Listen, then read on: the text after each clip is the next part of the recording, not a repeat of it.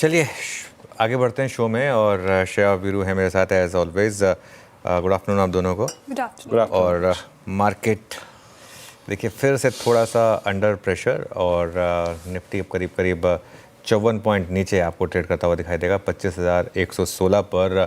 देखिए एक रिकवरी की अटेम्प्ट जरूर हो रही है यहाँ पर और लोअर लेवल से हम फिर रिकवर हुए हैं। कल का एक तरीके से कॉपी पेस्ट एक इमेज है ये। आज अगर आप देखें कल भी ऐसे ही हुआ था, 20 डे में से हम रिकवर हुए और उसके बाद मार्केट टूवर्ड्स द एंड फिर फिसला। आप देखते हैं इस बार फिर फिसलेंगे या नहीं, लेकिन इशू ये है कि चौथे दिन लगातार हमने यहाँ पर लोअर लो और लोअर हाई बनाया है निफ्टी पर। जी हाँ, आज का लो कल के लो के नीचे और अब तक तो एटलीस्ट आज का हाई कल के हाई से करीब करीब 100 पॉइंट नीचे है। लेकिन निफ्टी ने फिर 20 डे में प्रोटेक्ट किया, तो ये इम्पॉर्टेंट आखिरी का 1.5 घंटा फिर मार्केट के लिए काफ़ी क्रूशल होगा। इस बार ये रिकवरी टिकेगी या नहीं ये देखना ज़रूरी है, डे हाई क्रॉस करेंगे या नहीं। सबसे इंपॉर्टेंट चीज़ है आज बैंक निफ्टी ने जो अंडर परफॉर्म किया, क्योंकि एक एक्सपेक्टेशन थी कि बैंक निफ्टी आउट परफॉर्म कर रहा है, बैंक निफ्टी शायद चलेगा, लेकिन आज जिस तरीके से बैंक निफ्टी गिरा है, हालांकि अभी भी वो क्रूशियल लेवल के ऊपर है, लेकिन फिर भी थोड़ी सी एक अंडर परफॉर्मेंस है यहाँ पर। मिड कैप और स्मॉल कैप यहाँ पर भी गिरावट हुई, तो बहुत कुछ है आज डिस्कस करने को। चलिए फिर आगे बढ़ते हैं शो में। बिल्कुल, आखिरी का 1.5 घंटा कैसे रह सकता है वो देखने वाली बात होगी, लेकिन मार्केट प्रेशर में तो है और आज ही नहीं बल्कि कुछ दिनों से हमें मार्केट प्रेशर में नज़र आ रहा है। ब्रॉडर मार्केट्स में बिगवाली हावी, इसलिए आपको ब्रेथ काफ़ी कमज़ोर नज़र आएगी। पीएसयू बैंक इंडेक्स चले हैं सुबह से। एफएमसीजी में लेटर हाफ रिकवरी देखने को मिली है, तो एफएमसीजी पैक भी कंट्रीब्यूट कर रहा है फिलहाल थोड़ी बहुत संभालने की कोशिश में। लेकिन सवाल अहम ये कि मार्केट कुछ दिनों से तो कमज़ोर हुआ है, कौन से जोन इंपॉर्टेंट है, कौन सा लेवल्स अब वॉच करना चाहिए, बड़ा ट्रेंड अभी भी क्या नज़र आ रहा है आपको। साथ ही बैंक निफ्टी में भी जिस तरीके से आज परफॉर्मेंस देखने को मिली है, बैंक निफ्टी में भी लेवल्स कौन से इंपॉर्टेंट है, क्या करना चाहिए। देखिए मार्केट वीक हुआ है, इसमें कोई डाउट नहीं है श्रेया। ये आई थिंक पिछले फ्राइडे से मार्केट ने कमज़ोर होना शुरू किया है और आज अब चौथा दिन हो गया। फ्राइडे को हमारा वो ट्रेलिंग स्टॉप लॉस लगा, उसके बाद से तब 25,325 का वो लेवल था, उसके बाद से मार्केट लगातार गिर रहा है और अब निफ्टी उस 38% रिट्रेसमेंट जोन की तरफ बढ़ रहा है, जो हमने सुबह आज बात भी की थी, जो करीब करीब 25,050 पर आता है। आज का लो एक्चुअली ऑलमोस्ट वहीं पर है, 25,000 से 25,050 का जोन जो है, इस जोन का बचाना ज़रूरी है निफ्टी के लिए, क्योंकि अगर ये जोन नहीं बचेगा तो फिर वो 63% रिट्रेसमेंट, जो 61.8% रिट्रेसमेंट जो 24,800 है, वहाँ तक का रास्ता खुल जाएगा। इंट्राडे में श्रेया मुझे अभी भी लग रहा है कि आपको दोनों तरफ की ट्रेड्स मिल रही हैं। आज भी मार्केट ने आपको एक लॉन्ग और एक शॉर्ट ट्रेड दी है। ऑब्वियसली हर ट्रेड को कैप्चर करना सबके बस की बात नहीं है और हमारे लिए थोड़ा ईजी होता है कमेंट करना, लेकिन ट्रेडर के लिए आई एम श्योर बहुत टफ होता है इस तरीके से। लेकिन फैक्ट ये है कि उस बाउंड्रीज़ के आसपास अगर आपने अटेम्प्ट किया है तो मार्केट आपको लॉन्ग ट्रेड दे रहा है। 25,000 से 25,050 के बीच में हमने बात किया था कि एक लॉन्ग ट्रेड ट्राई करिएगा, वो शायद सक्सेसफुल हो। 25,150 से 25,200 के बीच में शॉर्ट है। मोटा मोटी उस रेंज को रिस्पेक्ट कर रहे हैं आप और यही आगे के लिए भी सपोर्ट और रेजिस्टेंस है। अगर हाँ, लेकिन अगर आपको 25,000 बच गया तो फिर एक पोजिशनल एंट्री का एक अच्छा जोन होगा। ऑब्वियसली वो थोड़ा सा आपको लीप ऑफ फेथ लेना होगा, मतलब 25,000 बच गया ये हम कॉन्फिडेंस के साथ कैसे कह पाएंगे, ये थोड़ा सा टफ होगा कहना। लेकिन अगर एंट्री है तो 25,000 के आसपास है 24,800 के स्टॉप के साथ पोजिशनली। अभी के लिए निफ्टी पर स्ट्रैटेजी सपोर्ट 25,025 से 25,075 पर, आज का लो भी वहीं प्लेस्ड है, और रेजिस्टेंस 25,175 से 25,225 पर। आई थिंक आज बैंक निफ्टी की गिरावट से थोड़ा सा एक झटका ज़रूर लगा है मार्केट को।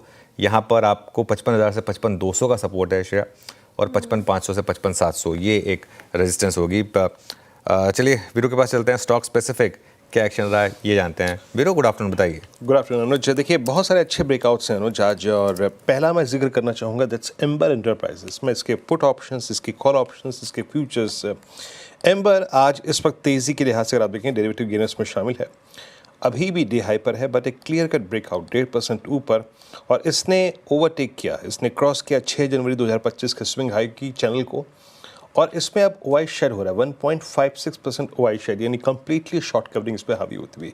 सुबह इसी पैमाने पे, इसी लिहाज से, इसी अगर आप देखिए सर्कमस्टेंसेस मैंने पिक किया था केन्स को, दैट्स नाउ टॉप गेनर 3% ऊपर। लेकिन अब ये शॉर्ट कवरिंग और फ्रेश बैंक का कॉम्बिनेशन एम्बर पे फ्यूचर्स मेरे स्क्रीन पर है कभी 8423 के स्तर पे, तो पहला स्टॉक हो गया ये। दूसरा एलएनटी, हालांकि देखिए इसकी जो तेज़ी है उसके पीछे बड़ा कारण ये भी है कि आज इसका जो बीएल के साथ पैक्ट हुआ था वो एक बड़ा कारण है, बट अभी भी मेरे ख्याल से ये पोटेंशियल रखता है। अभी करीब 37 रुपये ऊपर है, बट यहाँ पर अब जो ऊपर की स्ट्राइक्स हैं क्लोजर टू एक्सपायरी, उनमें थोड़ी अनवाइंडिंग शुरू हो गई है, जहाँ पे कॉल राइटर्स बैठे थे।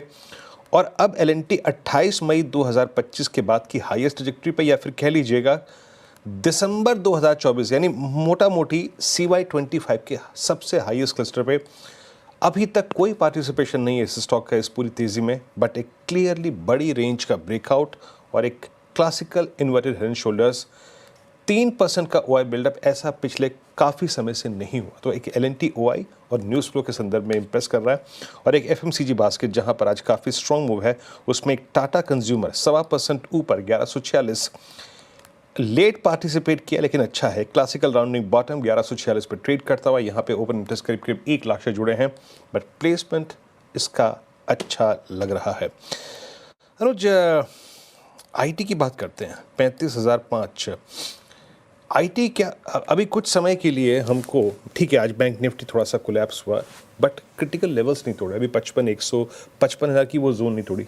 हमें कुछ समय के लिए अपने ट्रेड पैटर्न में थोड़ा सा बदलाव करना पड़ेगा क्या? विदाउट IT अगर निफ्टी नहीं चल पा रहा है तो कुछ समय के लिए other than Nifty, other than IT, उसी कैटेगरी पे फोकस करना पड़ेगा क्या कुछ दिन?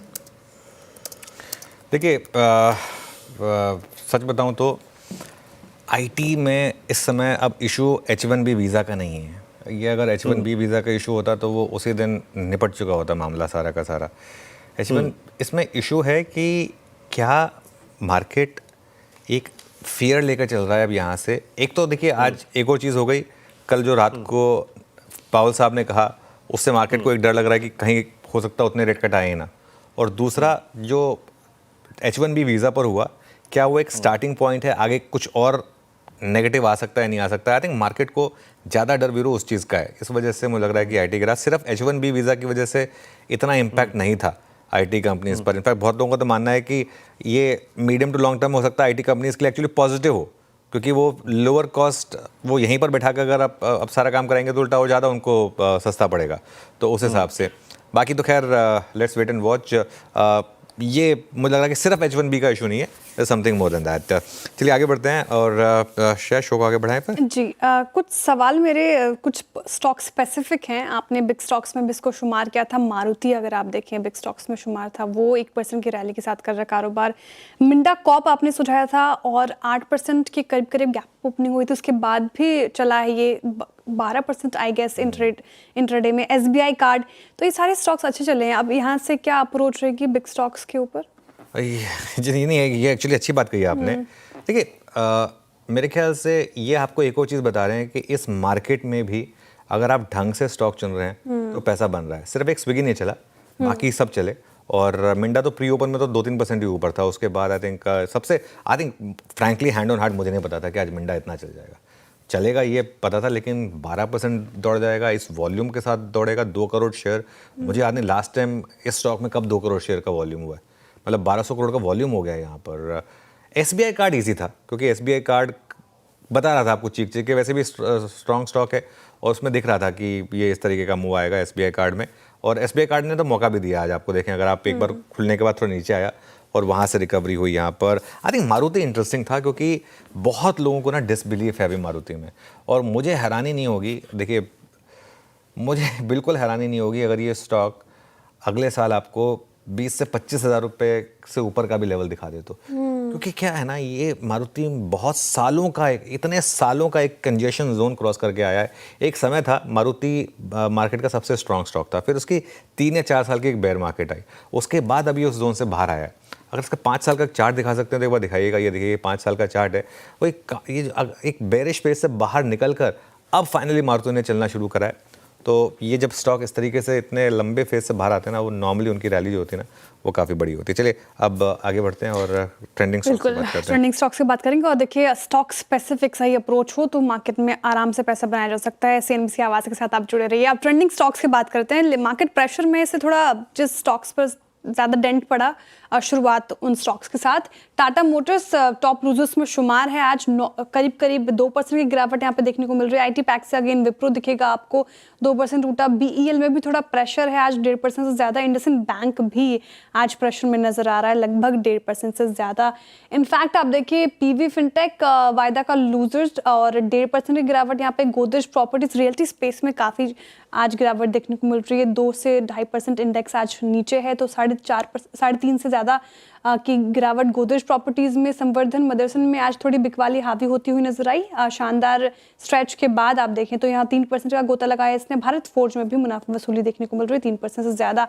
लेकिन इस खराब मूड में भी स्टॉक्स चले हैं, वो है एफएमसीजी पैक से। अगर आप देखिए एचयूएल चल गया आज के सेशन में, 2% की तेजी यहाँ पर। और पावरग्रिड तो शुरुआत से ही तेजी है। एनर्जी स्पेस में कुछ पर्टिकुलर काउंटर्स जो अच्छा चल रहे हैं, ओएनजीसी भी चल गया 1.5%। जेएसडब्ल्यू स्टील मेटल स्पेस में भी चुनिंदा स्टॉक्स अच्छा परफॉर्म कर रहे हैं, जेएसडब्ल्यू स्टील उनमें से एक। इसके अलावा अगर आप नजर दौड़ाएंगे तो केन्सटेक ये शानदार रैली दिखा रहा है आज के सत्र में 3.5%। इंडियन बैंक पीएसयू बैंक्स में स्ट्रेंथ तो 2.5% से ज्यादा की तेजी। यहाँ पे जुबलेंट फूड चढ़ गया आज 2.5% के करीब करीब। और एवेन्यू सुपरमार्ट्स में भी खरीदारी, डीमार्ट में लगभग 1.5% की तेजी हमें देखने को मिल रही है। चलिए अब शो में आगे बढ़ते हैं और कार्यों का क्रम समझते हैं।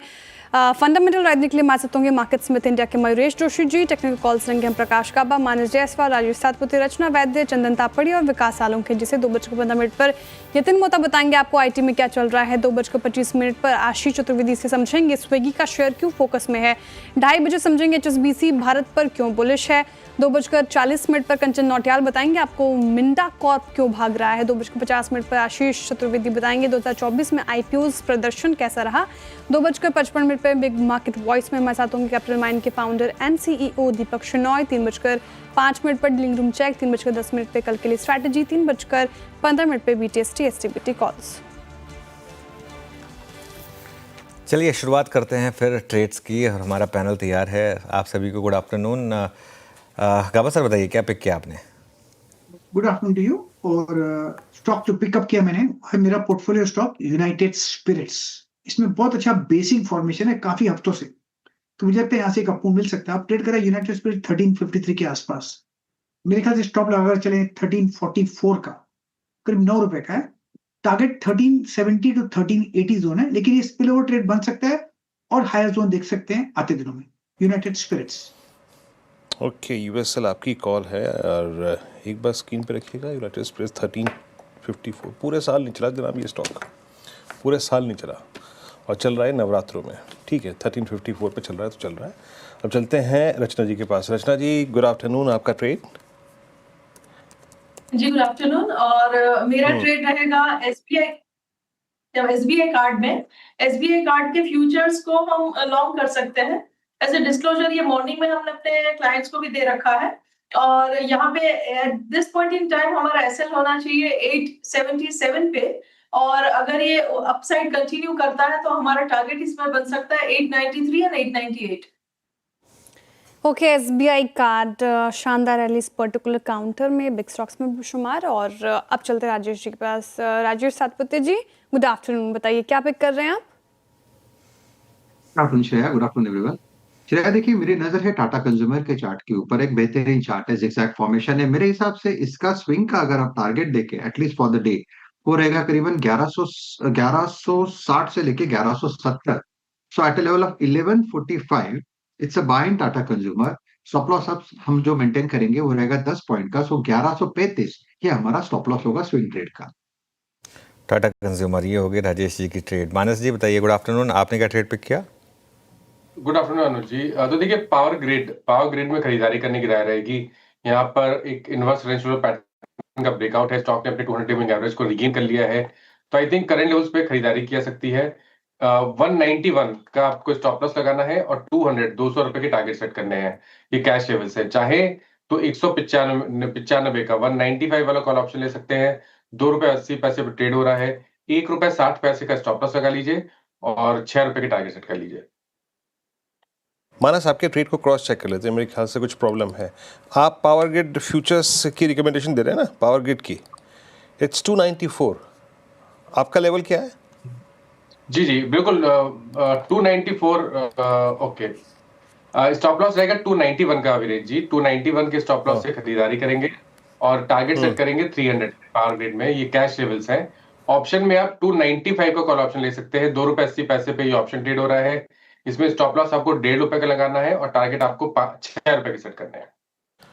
ओके चलिए, तो यहाँ के जनाब 300 का लक्ष्य है, 291 का स्टॉप लॉस और 294 पे ट्रेड कर रहा है। कॉल 295 के स्ट्राइक।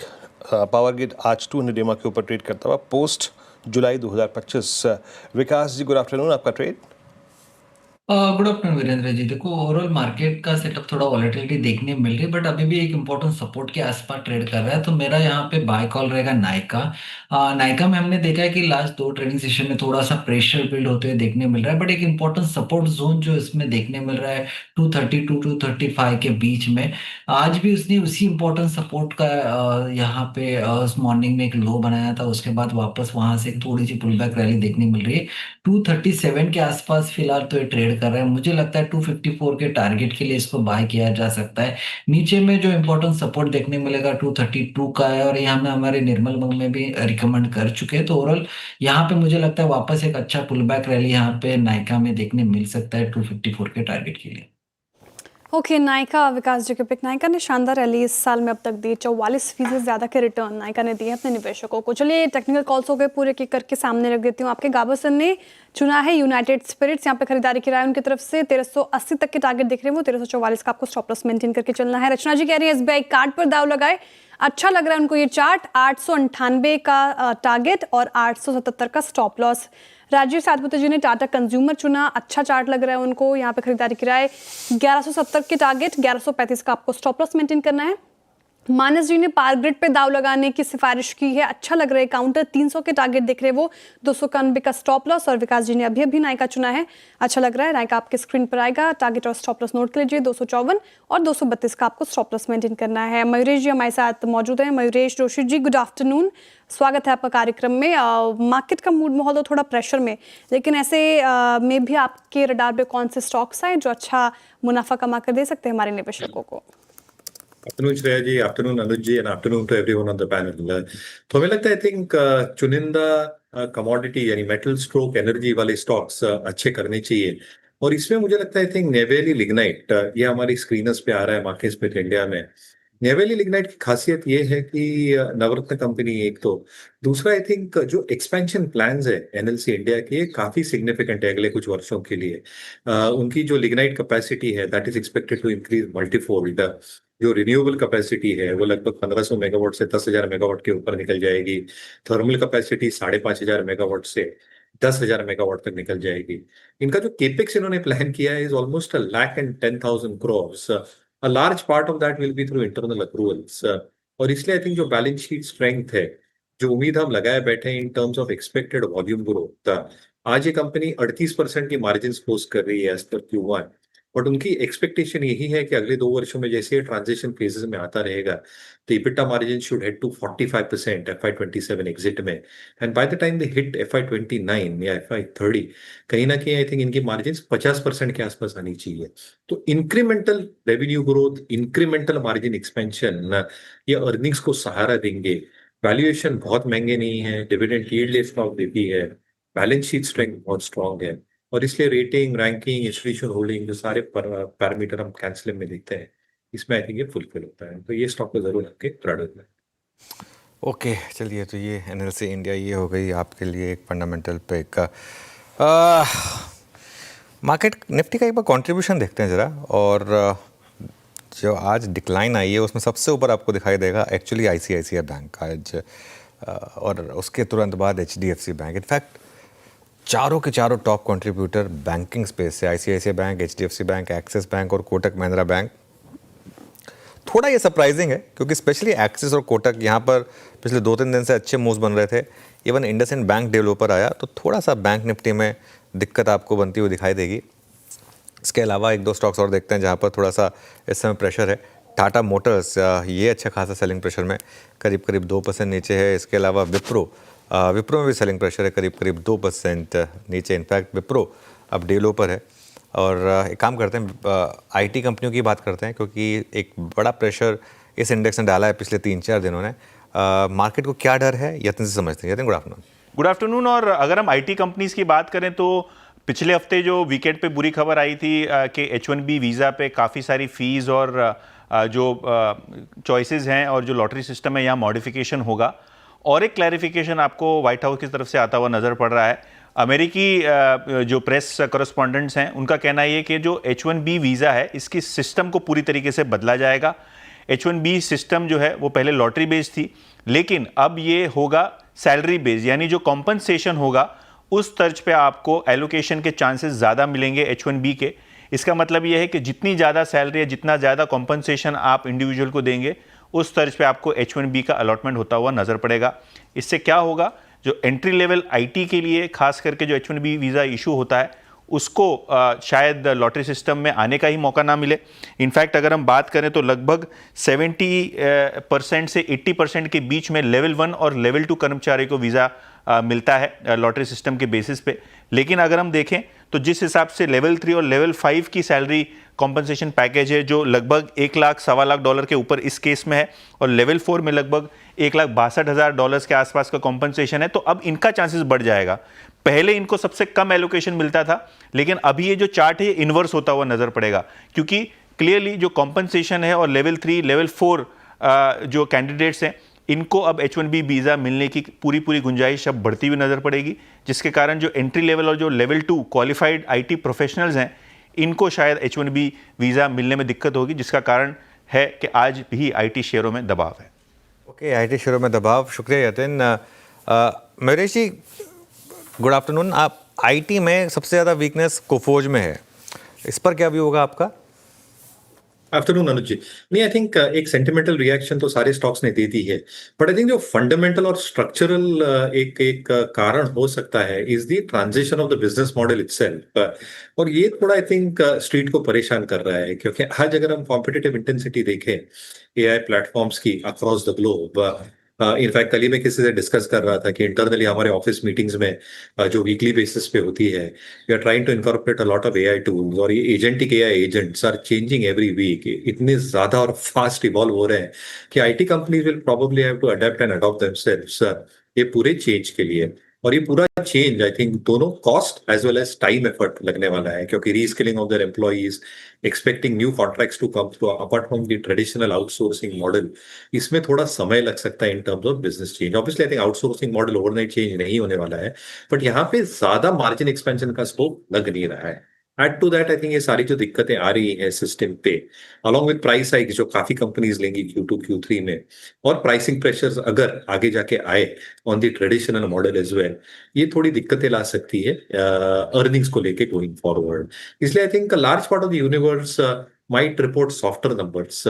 कोफोर्ज का बिजनेस मॉडल काफी डिवर्सिफाइड है, और इसलिए I think with in IT companies as we see it, Mphasis, जैसे मैं बार बार कह रहा हूँ, I think is the only stock that we continue holding in our global portfolios, क्योंकि इसमें जो आई थिंक AI का एक पूरा मॉडल इन्होंने चेंज किया काफी क्वार्टर्स पहले।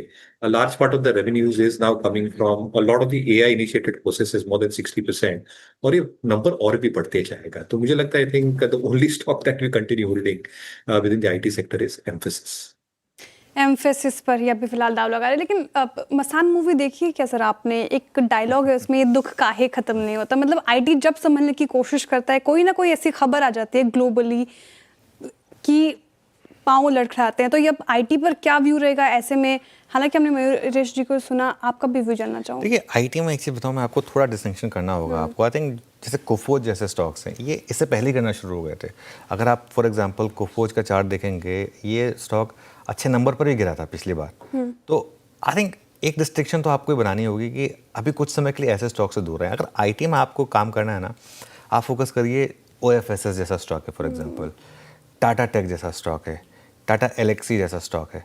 आई थिंक वो स्टॉक्स जो अपने आप को थोड़ा सा इस समय एक रीपोजिशन कर रहे हैं, एक रेलेवेंट रखने की कोशिश कर रहे हैं AI वाले एनवायरनमेंट में। आई थिंक वो स्टॉक्स जो है ना रिलेटिवली आप देखिए ये जो तीनों चारों मैंने नाम लिए हैं, ये इस अंडर परफॉर्मेंस में भी कम गिरे ये भी हैं। खैर ओरेकल तो गिरा भी नहीं है और टाटा टेक भी गिरा भी नहीं है। तो आई थिंक ये आपको एक जो स्क्रीन है ना, ये मैसेज दे रही है। बाकी स्टॉक स्पेसिफिक अप्रोच, बाकी जैसा मैंने शुरू में वीरू को बताया था कि यहाँ पर मार्केट का जो डर है वो कुछ और है। वीरू के पास चलते हैं वापस। वीरू, कुछ और स्पॉट किया आपने? बिल्कुल, मैं अनुज उसी को दिख रहा था अबिन, जो सबसे खराब प्लेसमेंट पुट राइटर्स एग्जिट करते हुए इवन नेक्स्ट मंथ में इवन नेक्स्ट मंथ में, क्योंकि यहाँ पे एक्सपायरी के लिए बहुत कम दिन बाकी हैं, अक्टूबर में भी आप देखिए जहाँ शॉर्टिंग है, शॉर्ट रोलोवर्स हैं, उसमें एक कोफोर जो कि जिसने 200 में तोड़ा, और एक हो गया आपका Tech Mahindra front line space में। विकास जी, टेक महिंद्रा की प्लेसमेंट देखिए, ये इस वक्त इस दौर की लोवेस्ट ट्रजेक्टरी पे है, और ये मेरे ख्याल से अब एक अटैम्प्ट कर रहा है 4 अगस्त का स्विंग लो, जो कि मोटे तौर पे लास्ट 6 महीने का स्विंग लो है। आपको टाटा ये टेक महिंद्रा की प्लेसमेंट कैसी लग रही है, और कहाँ तक का कोलैप्स पॉसिबल है? Any long put idea on tech Mahindra? जी वीरेंद्र जी, देखो ओवरऑल अगर टेक एम अगर यहाँ पे 1437 की रेंज जो है 1436 का इम्पोर्टेंट यहाँ पे एक रिट्रेसमेंट सपोर्ट है, अगर वो ब्रेक करता है तो मुझे लगता है वहां से फिर एक प्रेशर और बिल्ड होते हुए देखने मिल सकता है। लास्ट 6 मंथ का जो लो है उसको भी वापस रिटेस्ट कर सकता है 1420 के आसपास की। बट अगर ये इम्पोर्टेंट सपोर्ट अगर ये मैनेज कर लेता है यहाँ से 1 से 2 ट्रेडिंग सेशन में और वापस ऊपर में 1470 के ऊपर अगर ये टिक पाता है तो ही मुझे लगता है ऊपर की रेंज देखने मिलेगी 1500 की। फिलहाल तो एक इम्पोर्टेंट सपोर्ट जोन के आसपास ट्रेड कर रहा है 1440 का जो इम्पोर्टेंट सपोर्ट है। तो मुझे लगता है कि वेट एंड वॉच करना चाहिए, इमीडिएट यहाँ पे मुझे नहीं लगता एकदम से पोजीशन बनानी चाहिए, क्योंकि अगर ये इंपॉर्टेंट सपोर्ट ब्रेक होता है तो फिर नीचे जो पैनिक बढ़ सकता है डाउन साइड में 1400 के नीचे की रेंज, वहां तक ये वापस फिसलते हुए देखने मिल सकता है। तो फिलहाल तो एक रेंज में देखने मिलेगा 1470 1440, ये एक दायरे में ट्रेड करते हुए देखने मिल सकता है 1 से 2 दिन में। अगर ये ब्रेक होता है तो ये एक प्रेशर बिल्ड होगा, तो ओवरऑल मेरे ख्याल से वेट करना चाहिए इस रेंज में। ओके, टेक महिंद्रा पे फिलहाल वेट एंड वॉच के अलावा पूरे आईटी स्पेस का हमने जिक्र किया और स्टॉक स्पेसिफिक भी बातें की। एक और स्पेस की बात कर लेते हैं, इंश्योरेंस स्पेस की। देखिए, एमएफ की तरह इंश्योरेंस में भी टोटल एक्सपेंस रेशियो मॉडल लागू हो सकता है। सीएमसी टीवी 18 को मिली एक्सक्लूसिव जानकारी के मुताबिक इंश्योरेंस सेक्टर में ज़्यादा कमीशन से रेगुलेटर IRDA परेशान है। इसी को कम करने के लिए इंश्योरेंस कंपनियों के सीईओज के साथ IRDAI ने बैठक की है, और बैठक में क्या बातचीत हुई ये सब समझते हैं यश से। यश, गुड आफ्टरनून, बताइए। Good afternoon. तो सबसे पहले मैं ये बता दूं कि ये जो बैठक हुई थी इंश्योरेंस सीईओज और रेगुलेटर के बीच, ये पहली बैठक थी। नए जो चेयरमैन है मिस्टर अजय सेठ, उन्होंने टेक ओवर किया, फिर इंश्योरेंस सीईओज के साथ ये पहली बैठक थी। और ये पहली बैठक में सबसे पहला जो चेयरमैन ने जताया वो एक 6 पॉइंट का क्रिटिकल फोकस एरियाज जो है, सेक्टर्स जो है इंश्योरेंस के अंदर, वो इंडस्ट्री को बताए गए। अभी उसमें से एक जो पॉइंट था वो रेगुलेटर का कंसर्न था कि जो कमीशन कॉस्ट है या जो डिस्ट्रीब्यूशन कॉस्ट है इंश्योरेंस की, वो अभी भी काफ़ी ज़्यादा है। सरकार ने जीएसटी के द्वारा एक बड़ी रिलीफ दी है पॉलिसी होल्डर्स को, और अगर ये कमीशन या डिस्ट्रीब्यूशन कॉस्ट अगर कम हो सकती है तो पॉलिसी होल्डर्स को काफ़ी बड़ा फ़ायदा हो सकता है इंश्योरेंस प्रीमियम पे। इंडस्ट्री ने भी माना कि इंश्योरेंस कमीशंस या इंश्योरेंस डिस्ट्रीब्यूशन कॉस्ट काफ़ी ज़्यादा है आज भी, और चेयरमैन ने सुझाव भी मांगे कि किस तरह ये डिस्ट्रीब्यूशन कॉस्ट या कमीशन कॉस्ट कम की जा सकती है। हमें अपने इंडस्ट्री में जो सूत्र है उनसे पता चला है कि काफ़ी सारे सजेशंस हैं जो इंडस्ट्री फ़िलहाल काम कर रही है। इंडस्ट्री ने चेयरमैन को ये भी बताया कि एक तरीका ये हो सकता है कि कमीशन कॉस्ट कैप किए जाए, जिससे कि फाइनल जो प्रीमियम है इंश्योरेंस प्रोडक्ट का वो पॉलिसी होल्डर के लिए कम हो सके। हमें अपने सूत्र जो इंडस्ट्री के सोर्सेस है उससे पता चलता है कि काफ़ी तरीके हैं जो इंडस्ट्री सोच रही है। एक तरीका ये हो सकता है कि distributor wise insurance commission cap किया जाए, एक तरीका ये हो सकता है प्रोडक्ट वाइज किया जाए, एक तरीका ये हो सकता है सेगमेंट वाइज रिटेल और ग्रुप में किया जाए। ये काफ़ी सारी तरीके इंडस्ट्री सोच रही है। हमें पता चलता है कि रेगुलेटर जो है IRDA एक सब कमेटी बना सकता है इंश्योरेंस कंपनीज की, और ये सब कमेटी एक सजेशन के द्वारा रेगुलेटर के पास सबमिट कर सकती है कि क्या सारे तरीके हो सकते हैं जिससे कमीशन कॉस्ट या डिस्ट्रीब्यूशन कॉस्ट कम किया जाए। इसके अलावा जैसे मैंने कहा काफ़ी सारे फोकस एरियाज थे। हेल्थ क्लेम्स एक बड़ा फोकस एरिया था, किस तरह उसे सुधारा जा सकता है। दूसरा, ग्रोथ इंश्योरेंस कंपनीज के लिए फोकस एरिया था। पेनिट्रेशन फोकस एरिया था। सोशल और रूरल कमिटमेंट एक फोकस एरिया चेयरमैन ने कहा। और finally motor third party obligation भी एक बड़ा फोकस एरिया जो चेयरमैन ने जिसकी बात की। पर सबसे बड़ा ये है कि किस तरीके से डिस्ट्रीब्यूशन कॉस्ट को कम किया जाए ताकि पॉलिसी होल्डर को फ़ायदा हो सके अल्टीमेटली एक कम प्रीमियम के रूप में। ओके, शुक्रिया यश पूरी डिटेल में जानकारी देने के लिए। और ज़्यादा कमीशन एक बड़ा चैलेंज IRDAI के सामने लग रहा है ये फिलहाल। मयूरेश जी, आपने सुना यश को, कैसे देख रहे हैं आप इस पूरे डेवलपमेंट को? साथ ही इंश्योरेंस स्पेस पर भी आपकी राय जानना चाहूँगी। कौन से स्टॉक्स आपको ऐसे मूड मॉर्निंग खबरों के बीच इनफैक्ट अच्छे लग रहे हैं, जहाँ पे लंबी अवधि के लिए दाव लगाया जा सकता है? ये थोड़ा न्यूट्रली व्यू रहेगा, क्योंकि आई थिंक ये सारे डेवलपमेंट्स के बाद आई थिंक जो एक इंक्रीमेंटल अर्निंग्स ग्रोथ आ सकती है, ये शायद थोड़ी कैप्ड रह सकती है। क्योंकि अगर आप कमीशन स्टॉक डिस्ट्रीब्यूशन कॉस्ट देखें, if you leave aside SBI life के I think higher single digits में है, बट HDFC लाइफ, ICICI की because of the tweak in the product mix 4 या 6 तिमाही में पहले आफ्टर द बजटरी चेंजेस, यहाँ पे cost side increase to around 19-20, in fact even 22%। तो कहीं ना कहीं I think rationalisation of cost एक बहुत लॉजिकल मूव रहेगी इंश्योरेंस कंपनीज के लिए। और क्या ये कैप आउट कर देते हैं इन टर्म्स ऑफ कमीशन पे outs etcetera in lieu of the regulatory changes और the GST rate changes that have probably happened. दूसरा I think premium growth itself ये कैसे रह सकती है? You had seen steady growth पिछले तिमाही तक, बट क्या इसमें एक इंक्रीमेंटल एडिशन हो सकता है? क्योंकि जो कैपिंग हुई है अभी या जो एडवांटेजेस मिले हैं नए इनकम टैक्स रिजीम में 12 लाख तक, आई थिंक एक इंसेंटिवाइज करना for people to probably save through an insurance product ये कहाँ तक वॉल्यूम्स में प्ले आउट होते हैं प्रीमियम्स में, ये देखना लाजमी होगा। And third I think the most important aspect, distribution networks तो ठीक ठाक है सारे कंपनीज के, इसमें कोई दो राय नहीं है, बट कहीं ना कहीं आई थिंक जो हम एक्सपेक्ट कर बैठे हैं with rates coming down to zero, cost remaining the same to a certain extent, और प्रीमियम्स में तो आई थिंक एक गिरावट आएगी, क्या ये कॉम्पेंसेट कर पाएंगे with additional volumes coming through? तो सारी ये चिंताएं हैं for the sector as whole, whether it's life और नॉन लाइफ। तो हमारा व्यू लार्जली न्यूट्रल होगा सेक्टर में। Neutral view on insurance space. Meanwhile जरा एक बार आप लेके आइए पूरा का पूरा capital market space. Look at CDSL at day low, उसके बाद आप BSE लेके आइए एट डे लो। और मैं BSE की चर्चा इस वक्त इसलिए कर रहा हूँ क्योंकि BSE एक हिस्टोरिकल लेवल पे आ चुका है। इनका जो एक BSE का करियर है, सही मायने में एक ट्रेडिंग करियर जो था वो स्टार्ट हुआ था मई 2023 में, जब अच्छे वॉल्यूम स्टॉक चलना शुरू हुआ। इस पूरे करियर के इस फेज़ में इसने 3 बार 200 EMA को छुआ, इनफैक्ट 4 बार। एक बार जुलाई 2024 में, उसके बाद एक बार मार्च 2025 में, इसके बाद एक बार अभी अगस्त 2025 में, और इस बार ये फाइनली डिसाइसिवली 200 EMA के नीचे। अनुज, मुझे याद है जब हम 1300 पे बात कर रहे थे पिछली बार मार्च 25 में, फैक्टर्स दूसरे थे, मार्केट भी कोलैप्स हुआ था। बट इस बार का अब आप देखिए ना अनुज, एक्सपायरीज में हो क्या रहा है, वीकली एक्सपायरीज में कोई एक्शन नहीं है। वो जो वैल्यूएशंस रिच एंटरटेन कर रहा था मार्केट BSE पे, वो एक्सपायरी फैक्टर था। अब इसको इस डिफरेंट सर्कमस्टेंसेस में कैसे देखना चाहिए? बिल्कुल, आई थिंक बीरू BSE का स्टॉक भागा इतना था कि इशू क्या है, अगर आप इसका फॉर एग्जांपल 5 साल का चार्ट देखेंगे ना, इवन 1 साल का भी अगर चार्ट देखेंगे, ये करेक्शन आपको पता भी नहीं चलेगी। देखिए 6 महीने में भी ये 36% ऊपर, जबकि 3000 से गिरा है। ये 5 साल का चार्ट है, देखिए करीब करीब 11 गुना ये स्टॉक हुआ है। और इसमें एक बहुत बड़ा फैक्टर वीकली एक्सपायरी की वजह से, जिससे इन्होंने मार्केट शेयर गार्नर किया था। अब आप सही बोल रहे हैं, एक तो पहले तो बैंकेक्स ख़त्म हुआ, पहले 2 वीकली एक्सपायरी थी, फिर वो 1 ही हुई, तो उसका एक इम्पैक्ट आया।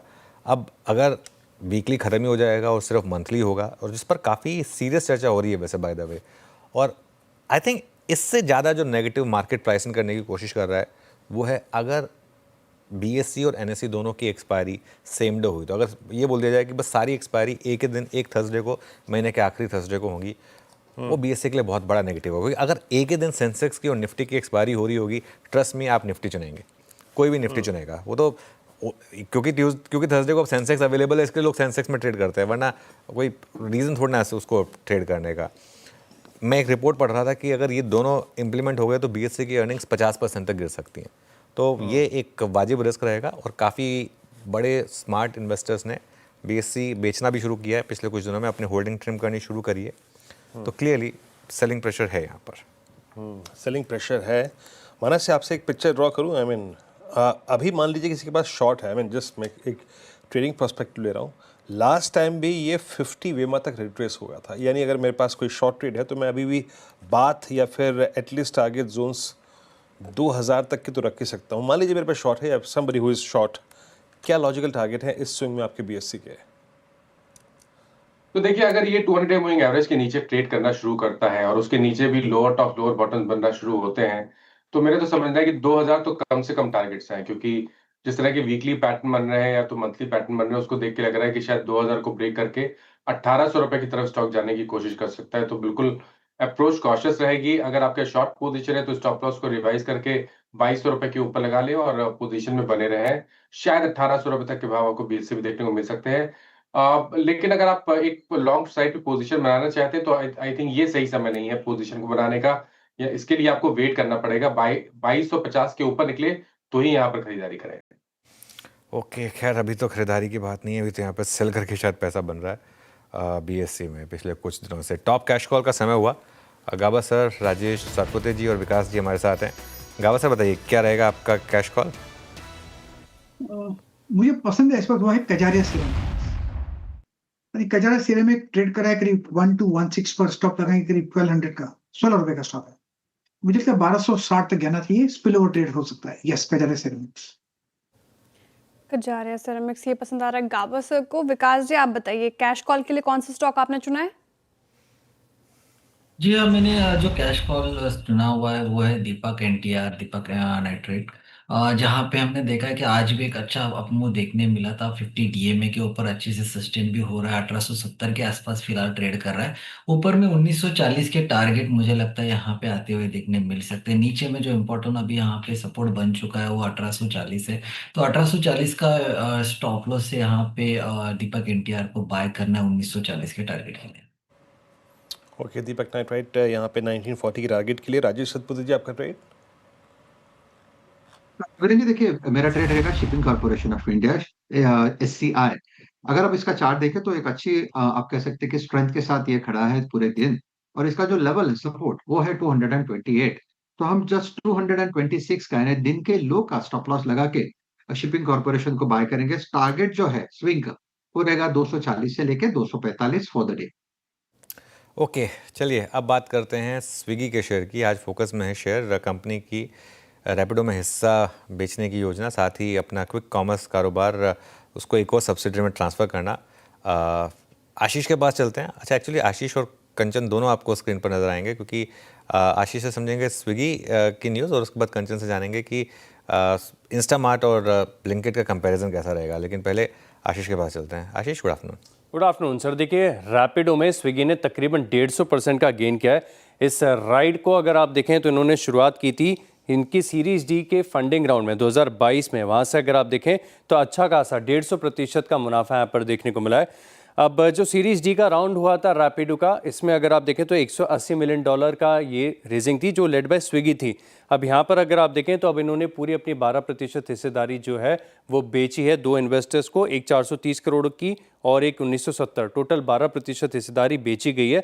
और इसके चलते अगर आप देखें तो फ़ायदा बताया जा रहा है स्विगी को। हालांकि आज स्टॉक में बिल्कुल रिएक्शन नहीं आया, लेकिन बता रहे हैं कि इस 2400 करोड़ से अगर आप देखें तो इन्हें सहायता मिलेगी और कैश बर्न करने में विद ईज के साथ, क्योंकि यहाँ पर मार्केट शेयर इन्हें ग्रैब करना है, ग्रोथ यहाँ पर देखने को मिल रही है और इसके लिए कैश की आवश्यकता है। तो अच्छी बात है कि अब नियर टर्म में देखें तो कोई बड़ा फंड रेजिंग स्विगी की तरफ से आपको देखने को नहीं मिलेगा। साथ में अगर आप देखें तो बैलेंस शीट भी यहाँ पर मजबूत होते हुए नजर आएगी। अब बड़ी बात है कि जब इन्हें पैसे की सबसे ज़्यादा आवश्यकता है तभी यहाँ पर इन्होंने बिकवाली की है।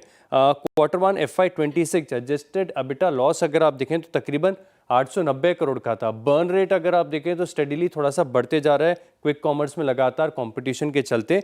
अब कैश अगर आप देखें तो 5400 करोड़ था बुक्स में Q1 के अपडेट्स के बाद, और अब रैपिडो में बिक्री इन्होंने 2400 करोड़ की तकरीबन कर दी है। तो टोटल कैश इनके पास 7800 करोड़ हो गया है, जो कि कंफर्टेबल है एटलीस्ट 6 से 7 क्वार्टर्स के लिए। तो ब्रोकरेज हाउस इसको काफ़ी पॉजिटिव बता रहे हैं।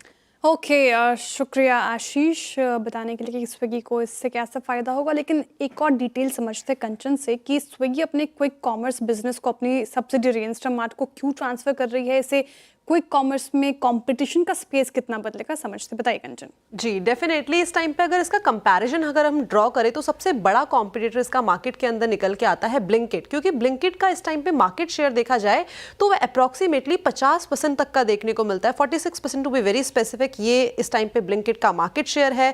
इसके कंपैरिजन में अगर हम जेप्टो का मार्केट शेयर देखें तो वो 29% का है और इंस्टामार्ट का जो इस टाइम पे मार्केट शेयर है वो केवल 24% का है। इसके अलावा अगर बाकी के अगर नंबर्स की तरफ नजर डाली जाए तो इस टाइम पे जो डार्क स्टोर्स हैं ब्लिंकिट के, तो उसका लास्ट क्वार्टर के अपडेट के अकॉर्डिंगली 1544 डार्क स्टोर्स है और कंपनी ये बोल रही है कि दिसंबर 2025 तक इस नंबर को हम बढ़ा के 2000 तक लेके जाएंगे। लेकिन इसके कंपैरिजन में हम इंस्टामार्ट का डार्क स्टोर देखें तो वो थोड़े से हमें कम दिखाई दे रहे हैं, 1062 डार्क स्टोर्स हैं अभी भी।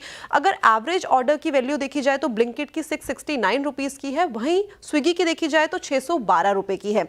वहीं एवरेज मंथली अगर कस्टमर का ट्रांजैक्शन देखा जाए तो वहां पे भी ब्लिंकिट जो है वो हमें आगे बढ़ता हुआ नजर आया है विद 1.7 करोड़ कस्टमर, और वहां पे इंस्टामार्ट का है करीब करीब 1 करोड़ का कस्टमर बेस। और एबिटा घाटा इस टाइम पे अगर आप देखेंगे तो जो इंस्टामार्ट का एबिटा घाटा है वो काफी हमें बढ़ता हुआ नजर आ रहा है, करीब करीब 896 करोड़ का एबिटा घाटा है इंस्टामार्ट का। वहीं ब्लिंकिट के नंबर्स में वापस से एक नरमी आती हुई दिखाई दी है। ये तो बात हो गई कंपनी के फाइनेंशियल्स की और नंबर्स की, लेकिन ब्रोकरेज का यहाँ पे स्टांस जो है ब्लिंकिट को लेके, बोफा की रिपोर्ट आई है, काफी ज्यादा एग्रेसिवली वहाँ पे अच्छा ग्रोथ की संभावनाएं जो है जताई जा रही है। क्विक कॉमर्स में जो डिलीवरी है वो काफी एग्रेसिवली आगे बढ़ रही है, और यही नहीं बल्कि एक्सपेंशन को लेके भी कंपनी काफी जोरों शोरों से काम कर रही है। एक्सपेंशन के साथ साथ जो कंपनी प्रॉफिटेबिलिटी है उस पर भी खासा फोकस कर रही है, और एज ऑफ नाउ जो बाकी के कॉम्पिटिटर्स है, इतना कोई बड़ा कॉम्पिटिटर सामने खड़ा नहीं है।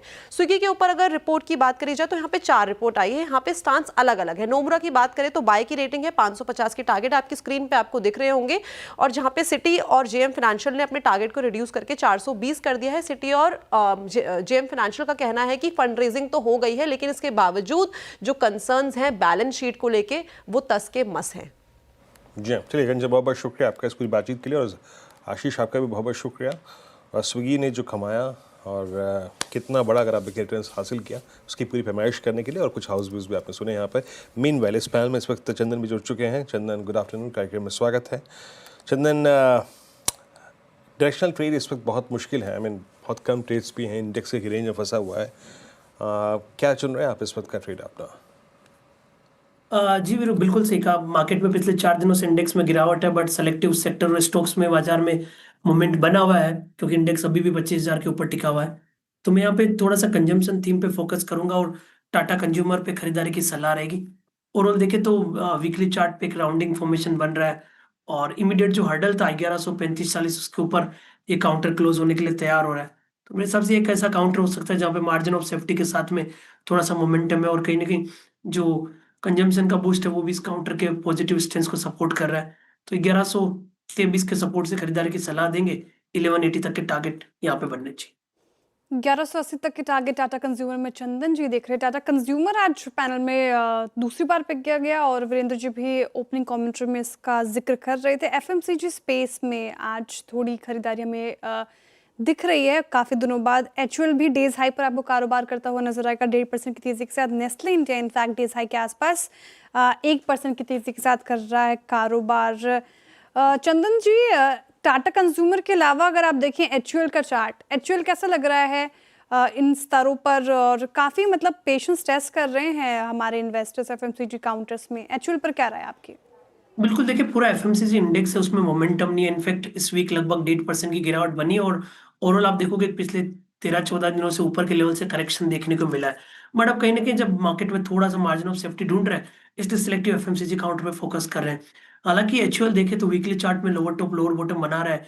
पिछले लगभग 4 वीक की हम बात करें तो ऊपर में 2750 से लेके 2510 तक का करेक्शन देखने को मिल चुका है। बट ये काउंटर कहीं ना कहीं रेंज बाउंड है, कोई भी मेजर डिक्लाइन आता है तो वापस बाइंग अपॉर्चुनिटी आ जाती है, तो उसके चलते एक पॉजिटिव टू रेंज बाउंड बायस बनाया जा सकता है। इस वक्त ऐसा मानना है कि 2500 का एक मेजर सपोर्ट है, उस सपोर्ट के चलते बार्गेन बाय और बाय ऑन डिक्लाइन स्टेंस अपनाया जा सकता है। स्विंग आता है तो 2620 तक के यहाँ पे लेवल बनेंगे, बट याद रखें थोड़ा सा स्लो एंड स्टडी मूवमेंट वाला काउंटर है, तो उस हिसाब से ट्रेड करना चाहिए। ओके, काउंटर एचयूएल इस अकॉर्डिंग आप इससे अप्रोच करें। चलिए अब वक्त हो रहा है धमाकेदार ऑप्शन का। धमाकेदार ऑप्शन के लिए हमारे साथ है मानस जी, रचना जी और चंदन जी। रचना जी, आपका परिधान काफ़ी अच्छा लग रहा है आज, ब्लू अटायर में काफ़ी सुंदर लग रही हैं आप। स्टॉक बताइए मैम। जी थैंक यू। एंड जहाँ तक ऑप्शन की बात है तो हम ऑप्शन में एसबीआई में ही एक ऑप्शन चेक कर सकते हैं। एसबीआई में यहाँ पे गिरावट जो अभी बनी है, this can go further lower counter, तो इसमें हम पी बाय कर सकते हैं। As of now the counter is hovering around 866, तो हम यहाँ पे 870 870 का पी बाय कर सकते हैं जो 9.7 पे ट्रेड कर रहा है, जिसमें हम एसएल लगा सकते हैं 7 पॉइंट पे, और हमारा अपसाइड पे टारगेट हो सकता है 12 और 13। ओके, एसबीआई का 870 का पुट, पहले शख्स हैं वो जो कि पीएसयू बैंक्स पे पुट लेने की वकालत कर रहे हैं। लेट्स सी, वाकई 870 पे पुट यानी कॉन्ट्रा कॉल इस वक्त ये फर्स्ट। माना साहब क्या पिक कर रहे हैं? तो देखिए केन्स पे मेरा ध्यान है। केन्स में अगर आप देखें तो एक फ्रेश ब्रेकआउट चार्ट पे देखने को मिला है। तो इसका जो 7500 का कॉल ऑप्शन 7500 वाला कॉल ऑप्शन है केन्स का, वहां पर खरीदारी करेंगे। 120 रुपए के आसपास के प्राइस चल रहे हैं। स्टॉप लॉस आपको 70 रुपए के नीचे लगाना है, लेकिन टारगेट आपके बड़े होंगे 225 रुपए के आसपास के। ओके, गेंस टेक यहाँ पर अच्छी रैली आज के सत्र में देखने को मिल रही है। 7500 का कॉल आपको खरीदना है। चंदन जी बताइए, धमाकेदार ऑप्शन? बिल्कुल, देखिए धमाकेदार ऑप्शंस की बात करें तो मैं कॉल साइड में जाऊंगा और यहाँ पे मैं पावर कंपनीज पे फोकस करने का ट्राई करूंगा, क्योंकि काफी दिनों के बाद आप देखोगे एनटीपीसी, पावर ग्रिड जैसे काउंटर में थोड़ी सी बाइंग इंटरेस्ट बन रही है। तो एनटीपीसी पे मैं फोकस करूंगा। यहाँ पे 350 का कॉल मैं देख रहा हूँ कि काफी दिनों के बाद में एक्टिविटी हो रही है। यूजुअली यहाँ पे 350 के कॉल राइटिंग पहले देखे जाते थे, वहां पे थोड़ी बहुत अनवाइंडिंग देखने को मिल रही है। तो 350 का कॉल पे फोकस करूंगा। ₹2.45 के आसपास चल रहा है। यहाँ पे ₹1 का सपोर्ट होगा, ऊपर में लगभग ₹5 के टारगेट के लिए। ओके, मीनवाइल मार्केट वापस एक और बार गोता लगाता हुआ एग्जैक्टली कल जैसा ही मिरर इमेज, बिल्कुल मिरर इमेज है। कल भी शुरुआत ऐसे हुई, फिर हमने प्रीवियस डे का लो तोड़ा, फिर रिकवरी हुई, और जैसे वो रिकवरी ऑलमोस्ट न्यूट्रल जोन में आई, वहाँ से वापस चली हुई। और आज भी देखिए आप, कल का लो तोड़कर नीचे से रिकवरी हुई, लेकिन अब हम फिर से डे लो पर तो नहीं है, लेकिन बहुत ज़्यादा दूर नहीं है, 40 पॉइंट ही है डे लो पे यहाँ से। तो थोड़ा सा सेलिंग प्रेशर यहाँ पर बढ़ता हुआ। चलिए काम करते हैं, 4 का चौका ले लेते हैं, उसके बाद कुछ और स्टॉक्स की बात करेंगे। सस्ता ऑप्शन मानस जी से लेंगे, फिर चलेंगे राजेश जी के पास एफएनओ सुपरस्टार के लिए, चार्ट का चमत्कार के लिए चंदन जी हैं हमारे साथ, और मिड कैप फंडा के लिए मयूरेश जोशी जी। मानस जी बताइए, क्या चूज़ किया आपने सस्ता ऑप्शन में? देखिए सस्ता ऑप्शन के लिए एम्बर इंटरप्राइजेस में के ऑप्शन में खरीदारी करनी है। एम्बर में अगर आप देखें तो आज एक फ्लैग पैटर्न का ब्रेकआउट है। तो 8400 का 8400 वाला कॉल ऑप्शन एम्बर का लिया जा सकता है। 130 रुपए पे ट्रेड हो रहा है। 94 का स्टॉप लॉस आपको लगा के लॉन्ग साइड पे ट्रेड लेना है और 200 रुपए के टारगेट सेट करने हैं। ओके, एफएनओ सुपरस्टार के लिए चलते राजेश सातपुते जी के पास। बताइए राजेश, एफएनओ सुपरस्टार के लिए क्या पिक किया आपने? श्रेया देखिए, यूनाइटेड स्पिरिट्स पे कॉल लूंगा मैं। मुझे लगता है यूनाइटेड स्पिरिट्स बहुत दिनों के बाद आज अपनी 10-20 डीएमए का सपोर्ट लेके 50 डीएमए के ऊपर आया है। और ये जो लेवल था जो हमें वॉच कर रहे थे, वो था करीबन 1345 का। 1351 फ्यूचर में चल रहा है। मुझे लगता है इसका जो स्विंग का टारगेट बनेगा वो रहेगा 1380 का। तो हम बाय करेंगे यूनाइटेड स्पिरिट। 1340 इंपॉर्टेंट था, सो 1335 ये हमारा स्टॉप लॉस होगा। ओके, यूएसएल सेकेंड टाइम इस कार्यक्रम में ये कॉल आई, तो आपका कॉल रहा यूनाइटेड स्पिरिट्स। चंदन जी के पास चलते हैं आज के 4 के चमत्कार के लिए। चंदन जी क्या पिक कर रहे हैं आप? बिल्कुल, मैं एक काउंटर पे फोकस करूंगा, नॉन एफएनओ में सिरमा एसजीएस देखे तो काफी अच्छा सेटअप यहाँ पे बना हुआ है।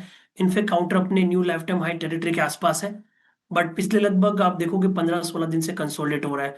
आज का प्राइस पैटर्न काफी इंटरेस्टिंग है, जो लगभग 7-8 दिनों का कंसोलिडेशन ब्रेकआउट हो रहा है, और हल्का सा फॉलोअप मिलते काउंटर में 8 से 10% का रनअप बन सकता है।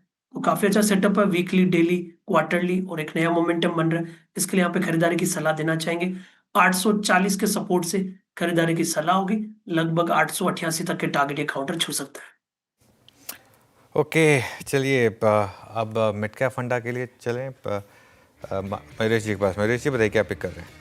तो Anuj, I think mid cap से ज्यादा आई थिंक एक लार्ज कैप थोड़ा फंडा रह सकता है। I think Bajaj Finance is something that we are liking at markets with India. हमें लगता है आई थिंक ये जो पूरी थीम है जीएसटी रैशनलाइजेशन की, consumer durable loan, discretionary loan expected to pick up, हमें लगता है आई थिंक बजाज फाइनेंस बहुत अप्रोप्रिएटली प्लेस्ड है। और इसलिए I think NBFCs can do a little bit better than banks is what we feel, क्योंकि फॉलिंग इंटरेस्ट रेट सिनेरियो में आज की तारीख में आई थिंक इनकी जो कैपिटल रेटिंग्स है, एडुकेसी और रेटिंग्स है, क्रेडिट रेटिंग्स, इससे I think cost of borrowing ठीक ठाक रह सकती है। At the same time I think exponential loan growth can probably get displaced over the next few quarters. और जो कॉस्ट एफिशिएंसीज इन्होंने अडॉप्ट की है बिकॉज ऑफ टेक्नोलॉजी और cost efficient models that they have adopted in their system, including the super app that they are probably trying to do, एक cross selling opportunity भी जोरदार रह सकती है। तो मुझे लगता है आई थिंक बजाज फाइनेंस को ध्यान में रखें। ये शायद Q3 के ऊपर के नंबर्स बहुत शानदार और तगड़े रह सकते हैं, जिसकी वजह से इसकी एक री रेटिंग भी शायद हो सकती है। मीनवाइल ओलेक्ट्रा ग्रीन टेक लेकर आइए एक बार ज़रा, बड़ी न्यूज़ है ये जो अभी अभी फ्लैश हुई थी। महेश बाबूजी जो पहले अशोक लेलैंड में स्विच मोबिलिटी बिजनेस में MD और CEO थे, उन्होंने जब छोड़ा था तो बहुत लोग ये जानना चाह रहे थे कि वो कहाँ पर आएंगे। अब वो ओलेक्ट्रा ग्रीन टेक ज्वाइन कर रहे हैं एज मैनेजिंग डायरेक्टर 3 साल के पीरियड के लिए ओलेक्ट्रा ग्रीन टेक का। मयूरेश जी, कोई व्यू है स्टॉक पर, ओलेक्ट्रा ग्रीन टेक पर? नहीं, अच्छा खासा चल चुका है। ऑब्वियसली आई थिंक एक बहुत बड़ा प्ले है in terms of the EV ecosystem. But yes, अगर ये न्यूज़ सही में है तो आई थिंक एक बहुत सेंटिमेंटली BSE के अनाउंसमेंट है। न्यूज़ सही में BSE के अनाउंसमेंट है। Done sir. तो Anuj ji, I think that is the case. I think एक सेंटिमेंटली पॉजिटिव न्यूज़ है, क्योंकि जितनी स्ट्रेटेजिक चेंजेस आ सकते हैं in terms of the approach going forward, ये बहुत बड़ा बदलाव ला सकते हैं ओलेक्ट्रा ग्रीन टेक के आई थिंक स्ट्रेटेजी में और आगे आने वाले में। ओके, बिल्कुल। तो ये बात होगी ओलेक्ट्रा ग्रीन टेक की। स्टॉक देखिए अब इंट्राडे एक बार ज़रा रिफ्रेश करिए। आई थिंक ये थोड़ा रिफ्रेश नहीं हो रहा है, ये रिफ्रेश करिए इसको। 1688 पर आ गया है। अब बड़ी न्यूज़ है ये, जैसा मैं कह रहा था। इस पर 1688 का इस समय इस पर चार्ट चेक लें। एक माइनस चार्ट दिख रहा है इसका ओलेक्ट्रा ग्रीन टेक का। वैसे चला है पिछले कुछ दिनों में स्टॉक? बिल्कुल, देखिए चला है, और मेरे ख्याल से अगर पिछले करीब 7-8 हफ्ते ले लें तो 1350 से 1700 रुपए तक की रैली देखने को मिली है। और अंडरटोन तो डेफिनेटली बुलिश है, क्योंकि हर करेक्शन पे 20 डे मूविंग एवरेज पे स्टॉक सपोर्ट ले रहा है, इसलिए यहाँ पर बने रहना चाहिए। 1600 रुपए के नीचे स्टॉप लॉस लगा के रखिए। पैटर्न जिस तरह का है और उस हिसाब से अगर एक टेक्निकल टारगेट सेट करने हो तो वो करीब करीब 1800 रुपए के आसपास के आते हैं। 1800 रुपये तक के टारगेट ओलेक्ट्रा ग्रीन टेक में आपको आते हुए दिखाई देंगे यहाँ पर। चलिए आगे बढ़ते हैं। बाजार पिछले कुछ दिनों से दबाव में है, लेकिन HSBC भारत के मार्केट पर बुलिश है। HSBC ने सेंसेक्स का टारगेट लिया है 94,000। जी हाँ, 94,000 का टारगेट है। और क्यों HSBC को इतना पसंद आ रहा है, क्या पसंद आ रहा है, ये श्रेया से जानते हैं। श्रेया बताइए। बिल्कुल सही कहा आपने। देखिए HSBC भारत के मार्केट को लेकर काफ़ी बुलिश है, सकारात्मक नज़रिया उनका भारतीय बाजार को लेकर है। वो कह रहे हैं कि सेंसेक्स 2026 के अंत तक 94,000 तक पहुंच सकता है, यानी कि अभी से देखें तो 13% का अपसाइड वो देख रहे हैं सेंसेक्स में।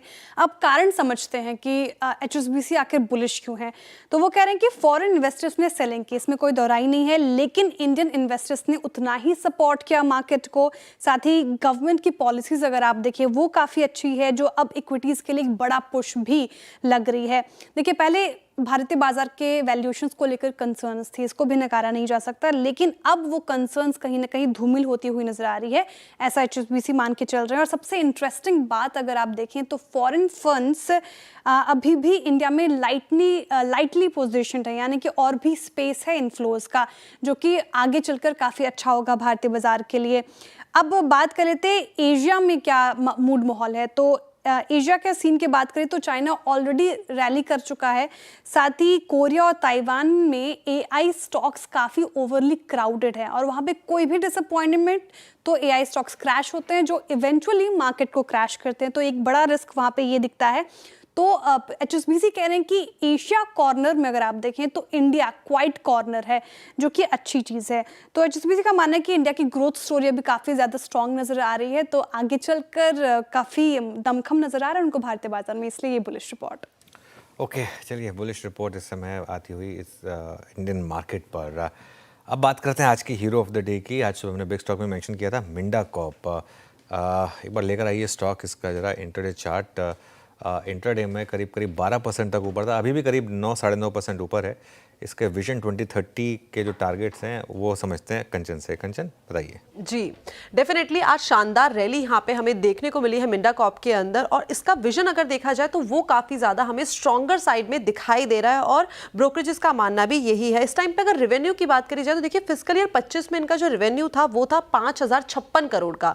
मैनेजमेंट का मानना ये है कि ये यहाँ से 3 गुना यानी कि 17,000 करोड़ तक बढ़ के जा सकता है। यही नहीं बल्कि अगर एबिटा मार्जिन की बात करें तो वहां पे तो ये बोल रहे हैं कि 20 से 25% तक जो एबिटा मार्जिन है वो देखने को मिल सकते हैं, और जो मार्जिन है वो इस टाइम पे हमें 12.5% तक जाते हुए दिखाई दे सकते हैं फिस्कल ईयर 30 तक। इस टाइम पे अगर नेट डेट टू इक्विटी का रेशियो देखा जाए तो वो 0.6x पे ट्रेड कर रहा है, ये घट के हमें आगे चल के देखने को मिल सकता है 0.3x। और साथ ही साथ जो कैपिटल है उसके ऊपर रिटर्न की जो आशंकाएं जताई जा रही है वो करीब 25% तक मान के चल रहा है मैनेजमेंट, जो कि इस टाइम पे 20% की है। इसके साथ में अगर डेट प्लान के बारे में बात करें तो वो बोल रहे हैं कि हम अपने डेट को रिड्यूस करने के लिए जोरों शोरों से काम कर रहे हैं। नए प्लांट में करीबन यहाँ पे 2000 करोड़ का नया इन्वेस्टमेंट होने वाला है। एक्सपोर्ट्स को भी 3.5 गुना बढ़ाने की योजना है। यही नहीं बल्कि ईवी कंपोनेंट का जो प्रोडक्शन है वो फिस्कल ईयर 30 से नहीं बल्कि फिस्कल ईयर 26 के एंड से ही शुरुआत होती हुई उसकी दिखाई दे सकती है। नोमुरा यहाँ पे काफी ज्यादा बुलिश दिखाई दे रहा है। उन्होंने जो टारगेट कोट किया है वो है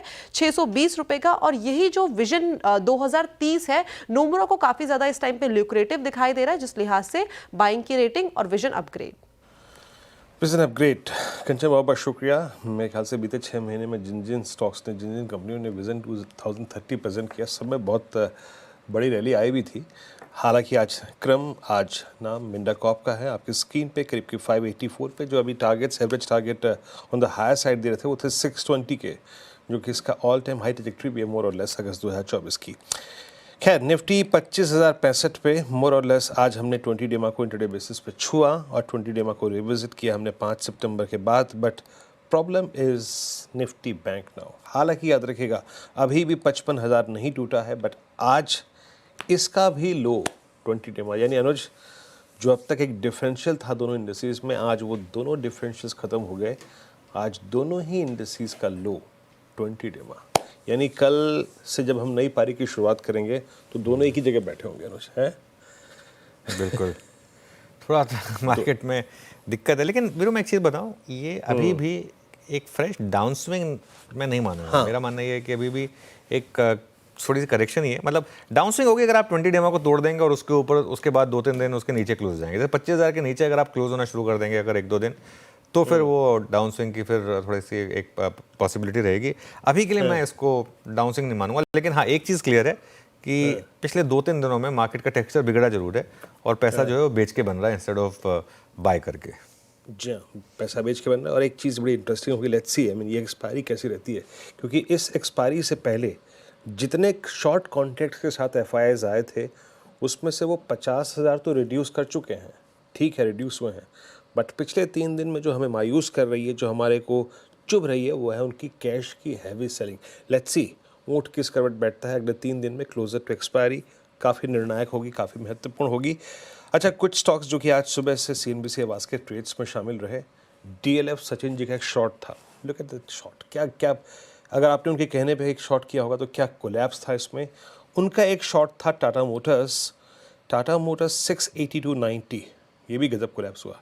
अच्छा, आपकी राय क्या होगी इस पर राजेश सतपुते जी? ये कोलैप्स हुआ, सारे एवरेजेस को तोड़ा टाटा मोटर्स ने। एक बहुत बड़ा डिफरेंशियल है between the price performance of Ashok Leyland, Maruti, Eicher और टाटा मोटर्स में। और कोलैप्स होने का जब नंबर आया तो कोलैप्स यही हुआ एक बार फिर से। आपका टेक क्या है? 680 to 80, और कितना ड्रिफ्ट और कितना नीचे आ सकता है टाटा मोटर्स? वीरेंद्र जी, देखिए चार्ट देख के लगता है कि ड्रिफ्ट होगा। इसका रीजन मैं बताता हूँ। टाटा मोटर में एक टेक्निकल ब्रेकआउट हुआ था करीबन आप कह सकते हैं 8 सितंबर को, और ये जो ब्रेकआउट था वो लेवल था 700 का, 700-705, और इस लेवल के ऊपर पिछले आप कह सकते हैं 8 से 10 ट्रेडिंग सेशन ये कंसोलिडेट हुआ था। तो यहाँ पे हुआ क्या है, ऊपर में बुल्स यहाँ पे आप डटे पड़े थे, लेकिन आज जिस तरह से ब्रेकडाउन है ऊपर में आप कह सकते हैं बुल ट्रैप है, और इसलिए मुझे लगता है कि ये थोड़ा और ड्रिफ्ट होगा। कहां तक? तो देखिए सपोर्ट अगर आप देखें तो 665 ये इसका आप कह सकते हैं स्विंग लो है। तो अगर किसी का शॉर्ट है तो 665 के टारगेट के लिए आप बने रहे। स्टॉप लॉस थोड़ा सा मैं रखूंगा कि 692 का, लेकिन मुझे लगता है ये 600 जैसे मैंने कहा 665 ये इसका पहला टारगेट है। अगर वो टूटता है तो फिर ज्यादा पेन होगा। पेन होगा यहाँ पर। मीनवाइल BSE का स्टॉक डे लो पर आ गया, वो जो हमने बात की थी वहाँ पर अभी भी काफ़ी सेलिंग प्रेशर है। एक्चुअली पूरा का पूरा मार्केट ही सेलिंग प्रेशर में है इस समय। 25,050 पर है अब निफ्टी, और अब हम डे लो के काफ़ी करीब हैं। 25,027 था, याद रखिएगा डे लो। और मिड और स्मॉल कैप में बिकवाली है। और एक चीज़, बैंक निफ्टी अब कंफर्टेबली 58,000 के नीचे, जो एक आपका सबसे स्ट्रॉन्ग इंडेक्स था, सबसे स्ट्रॉन्ग इंडेक्स आज उसी ने लीड किया है। आज निफ्टी को गिराने में नंबर 1 कंट्रीब्यूटर जो है वो है बैंक निफ्टी। और अगर चारों के चारों टॉप कंट्रीब्यूटर देखेंगे, चारों लार्ज कैप प्राइवेट बैंक्स। क्यों हो रही है गिरावट? क्या मार्केट का ट्रेंड बदला है? ये सब सवाल पूछेंगे इस ब्रेक के तुरंत बाद कैपिटल माइंड के फाउंडर और CEO दीपक शिनॉय से।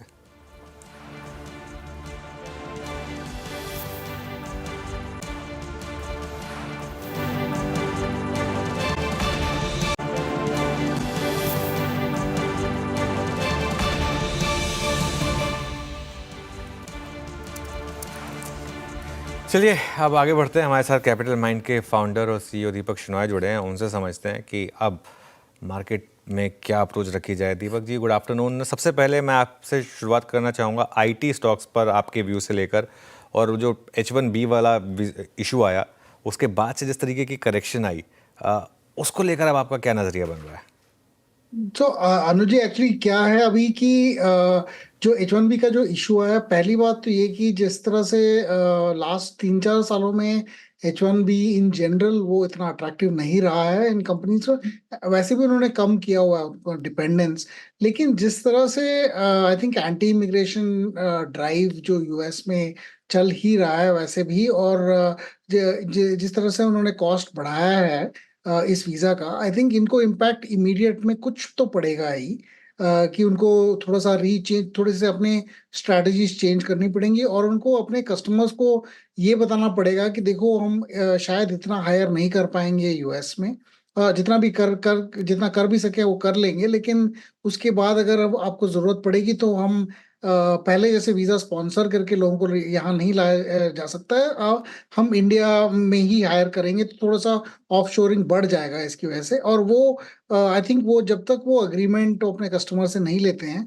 कि वर्कफोर्स इंडिया में बढ़ाया जाए, तो तब तक उनकी मार्जिन्स में आई थिंक थोड़ा सा कंप्रेशन होगा, और जो नई डील्स होंगी इसके बाद वो शायद मोर हाइब्रिड होंगी और मोर आउटसोर्सिंग लिंक्ड होंगी, क्योंकि वो यूएस में उतने लोग इजीली आ नहीं सकते और काम नहीं कर सकते। तो ये उनका यूएस इम्पैक्ट होगा। कुछ कंपनीज ऐसी हैं जिसमें यूएस इम्पैक्ट बहुत ज़्यादा है, क्योंकि उनका बिजनेस काफ़ी ज़्यादा यूएस से आता है, और कुछ कंपनीज ऐसी जहाँ पे यूके है, जर्मनी, यूरोप है, तो उनके बिजनेस में उतना ज़्यादा इफेक्ट नहीं होगा, लेकिन इफेक्ट होगा सबको एटलीस्ट फॉर 1 ईयर।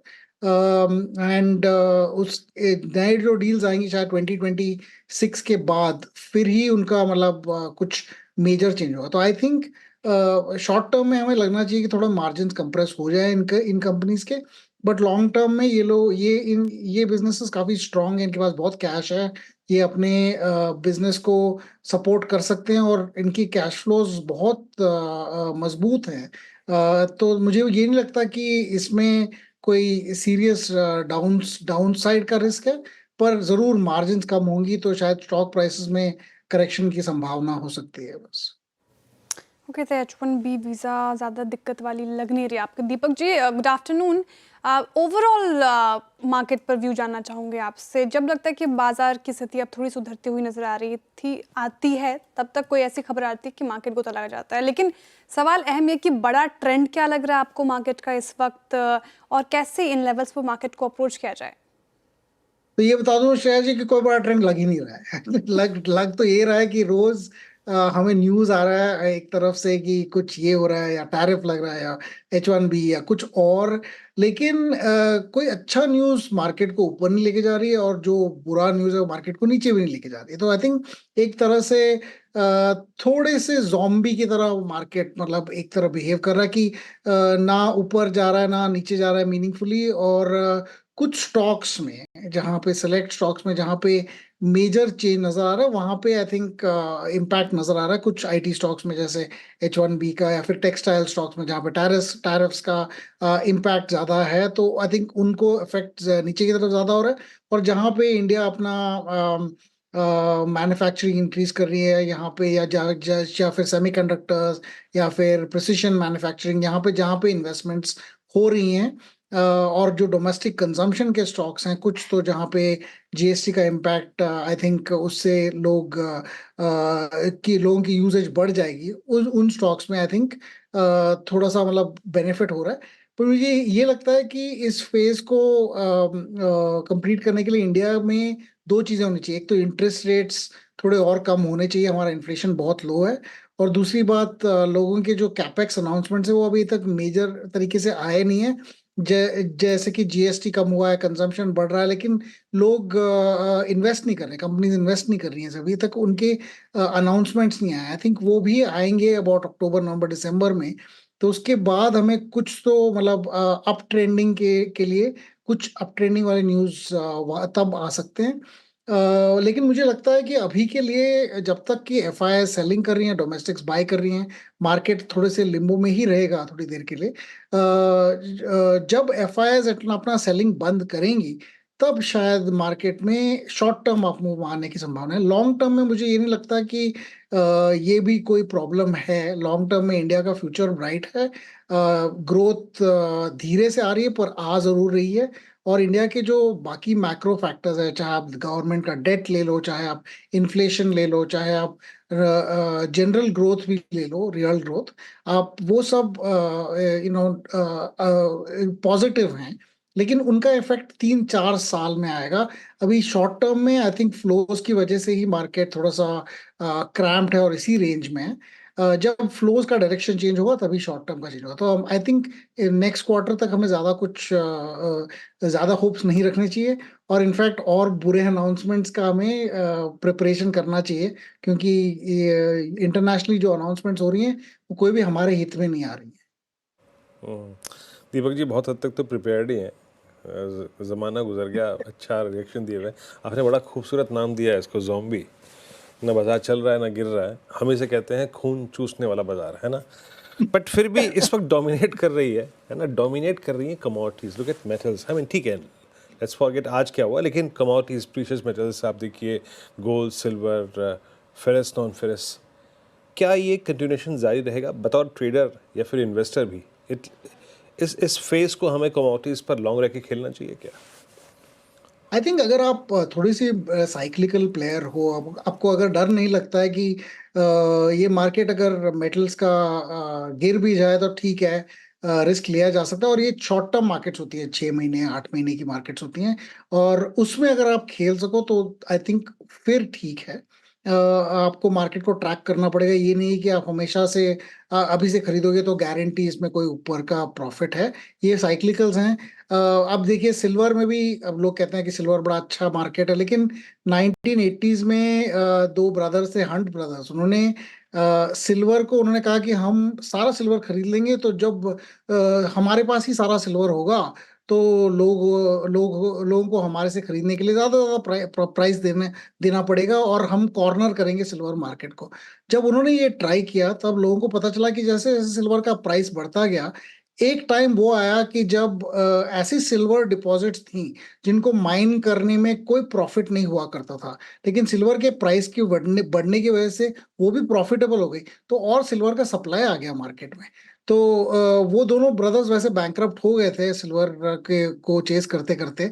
अब ये जरूर हो सकता है मेटल्स में कि जैसे प्राइस बढ़ता जाए सप्लाई और इंक्रीज होती जाए। शायद गोल्ड का तो नहीं होगा, बहुत मुश्किल है गोल्ड में गोल्ड को ढूंढना, लेकिन ये जरूर है कि सिल्वर और दूसरे मेटल्स में कैपेसिटी बढ़ाई जा सकती है जैसे जैसे प्राइस बढ़ता जाता है। तो वो ध्यान रखना चाहिए आई थिंक लोगों को। वो अगर ध्यान में रखें तो रिस्क शॉर्ट टर्म प्लेयर के लिए आई थिंक यूजफुल कॉन्सेप्ट है। लॉन्ग टर्म के लिए मुझे इतना अच्छा नहीं लगता मेटल वाला। इस पे कोई नेटफ्लिक्स वगैरह कुछ बना है क्या? मैं सिल्वर थर्सडे पढ़ रहा था, मैं ये काफ़ी अच्छी इंटरेस्टिंग स्टोरी। थर्सडे मार्च 27, 1980, और प्राइस ऑफ सिल्वर $6 से $49 इंट्राडे में हुआ था। इस पे कोई मूवी या सीरीज वगैरह है क्या? मजा आएगा देखने में। ढूंढना पड़ेगा, मैंने तो बुक में पढ़ी थी और काफी इंटरेस्टिंग हंट ब्रदर्स की।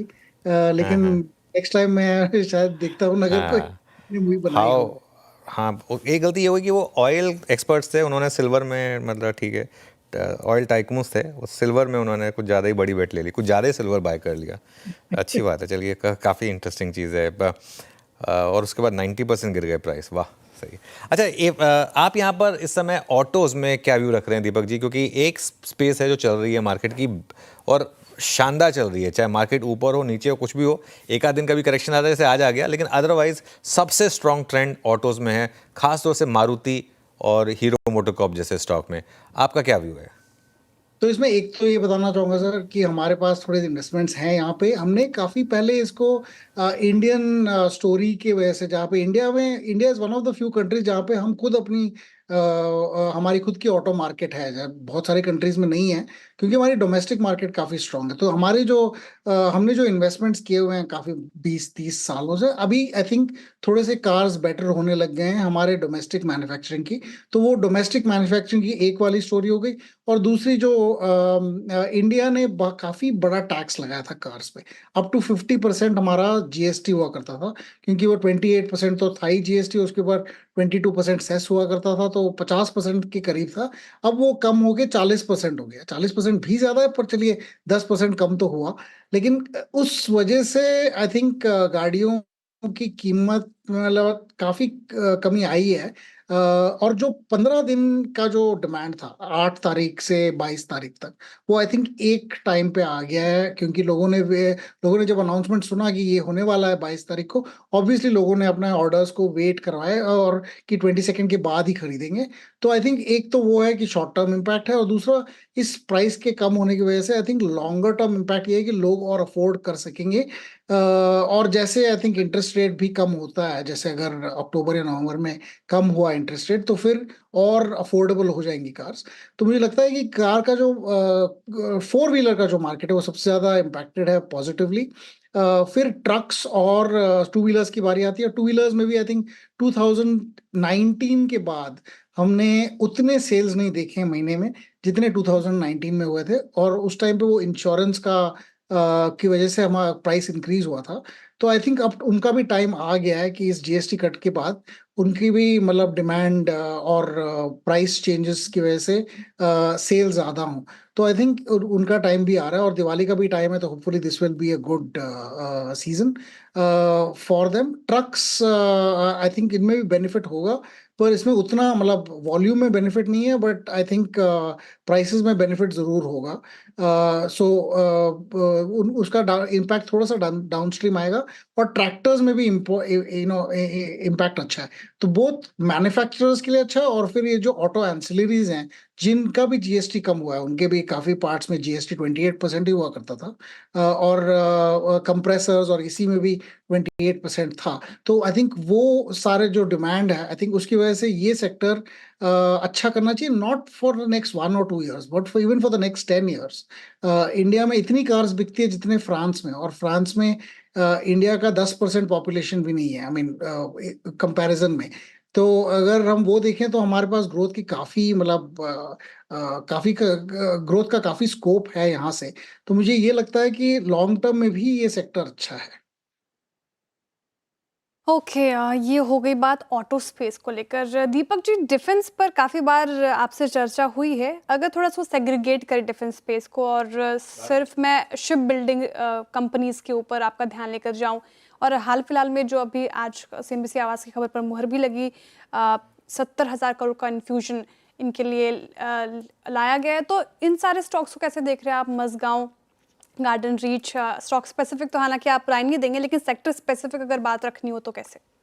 कुछ ऐसे कंपनीज में हमारी भी इन्वेस्टमेंट है Shrijeet. I think the problem is यहाँ पे क्या हुआ था कि गवर्नमेंट स्पेंडिंग का सबसे ज़्यादा इम्पैक्ट है इन पे। और दूसरी बात ये कि जो इनके कुछ ऐसी कंपनीज है जिसमें उनकी फॉरेन कोलैबोरेशंस में वो ऑर्डर फाइनलाइजेशन भी होना था, वो फॉरेन कोलैबोरेशंस वो फाइनली कुछ दिखाई दे रहा है कि और आ रहे हैं। और इनकी जो कैपेसिटी एक्सपेंशन है वो भी थोड़ा सा, या फिर आप ग्रीन फील्ड कह लीजिए या फिर ब्राउन फील्ड कह लीजिए, पोर्ट एक्सपेंशन हो रहा है, क्योंकि इनकी कैपेसिटी भी ऐसी है कि अगर आपकी फुल कैपेसिटी हो जाती है, आपको और ऑर्डर मिल जाते हैं, तो आप उसको सेटिस्फाई नहीं कर पाओगे, तो आपको एक्सपेंशन करना ही पड़ेगा। तो वो एक्सपेंशन भी जारी हैं कुछ ऐसे कंपनीज में। और हमारी जो डोमेस्टिक डिमांड है वो भी इंक्रीज डोमेस्टिक कंपनीज को ही जा रही है, क्योंकि अब इंडिया को ये लग गया है, पता लग गया है कि अगर कोई वॉर होता है तो हमें किसी फॉरेन कंट्री पर डिपेंडेंस नहीं रखना चाहिए कोर एसेट्स के लिए। चाहे आप सबमरीन्स ले लो, चाहे आप नेवल वॉरशिप्स ले लो, या फिर आप प्लेन्स भी ले लो, मतलब उसमें भी हमारा ज़्यादा फॉरेन डिपेंडेंस रखना उतना अच्छा नहीं है हमारे फ्यूचर के लिए। तो और ऑर्डर्स डोमेस्टिक कंपनीज को ही जाएंगे इस स्पेस में।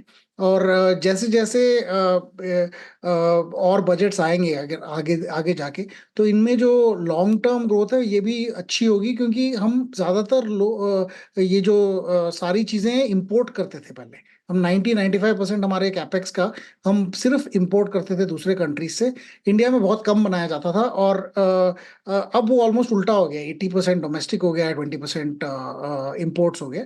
तो आई थिंक उस वजह से भी इन कंपनीज को एक तरह से एक बाउंस मिला है। लेकिन ये भी बोलूंगा कि कुछ PSU कंपनीज हैं, तो आपको ध्यान रखना चाहिए कि कुछ भी हो सकता है, उतना ज़्यादा आपको वैल्यूएशन भी नहीं देना चाहिए। चलिए दीपक जी, बहुत बहुत शुक्रिया आप इस कार्यक्रम में शामिल हुए और सभी इंडस्ट्रीज पे सेक्टर्स पे अपनी राय रखी आपने, बहुत बहुत शुक्रिया। निफ्टी बैंक लेके आइए। निफ्टी बैंक तो फिर भी अपने उस जोन को बचा के ले आ रहा है, निफ्टी भी बचा के ले आ रहा है 25,000 को, बट क्लोज खराब। अनुज, वो जो एक हल्की सी ग्रीन लाइन और एक जो दोनों इंडिसेस में डिफरेंस था वो भी आज खत्म हो गया। कैसे देख रहे हैं इस क्लोजिंग और कल के लिए अप्रोच? बिल्कुल, देखिए न्यूट्रल रहें बाजार में, अभी मौके दोनों तरफ के हैं, लेकिन इंट्राडे में हैं जो भी हैं।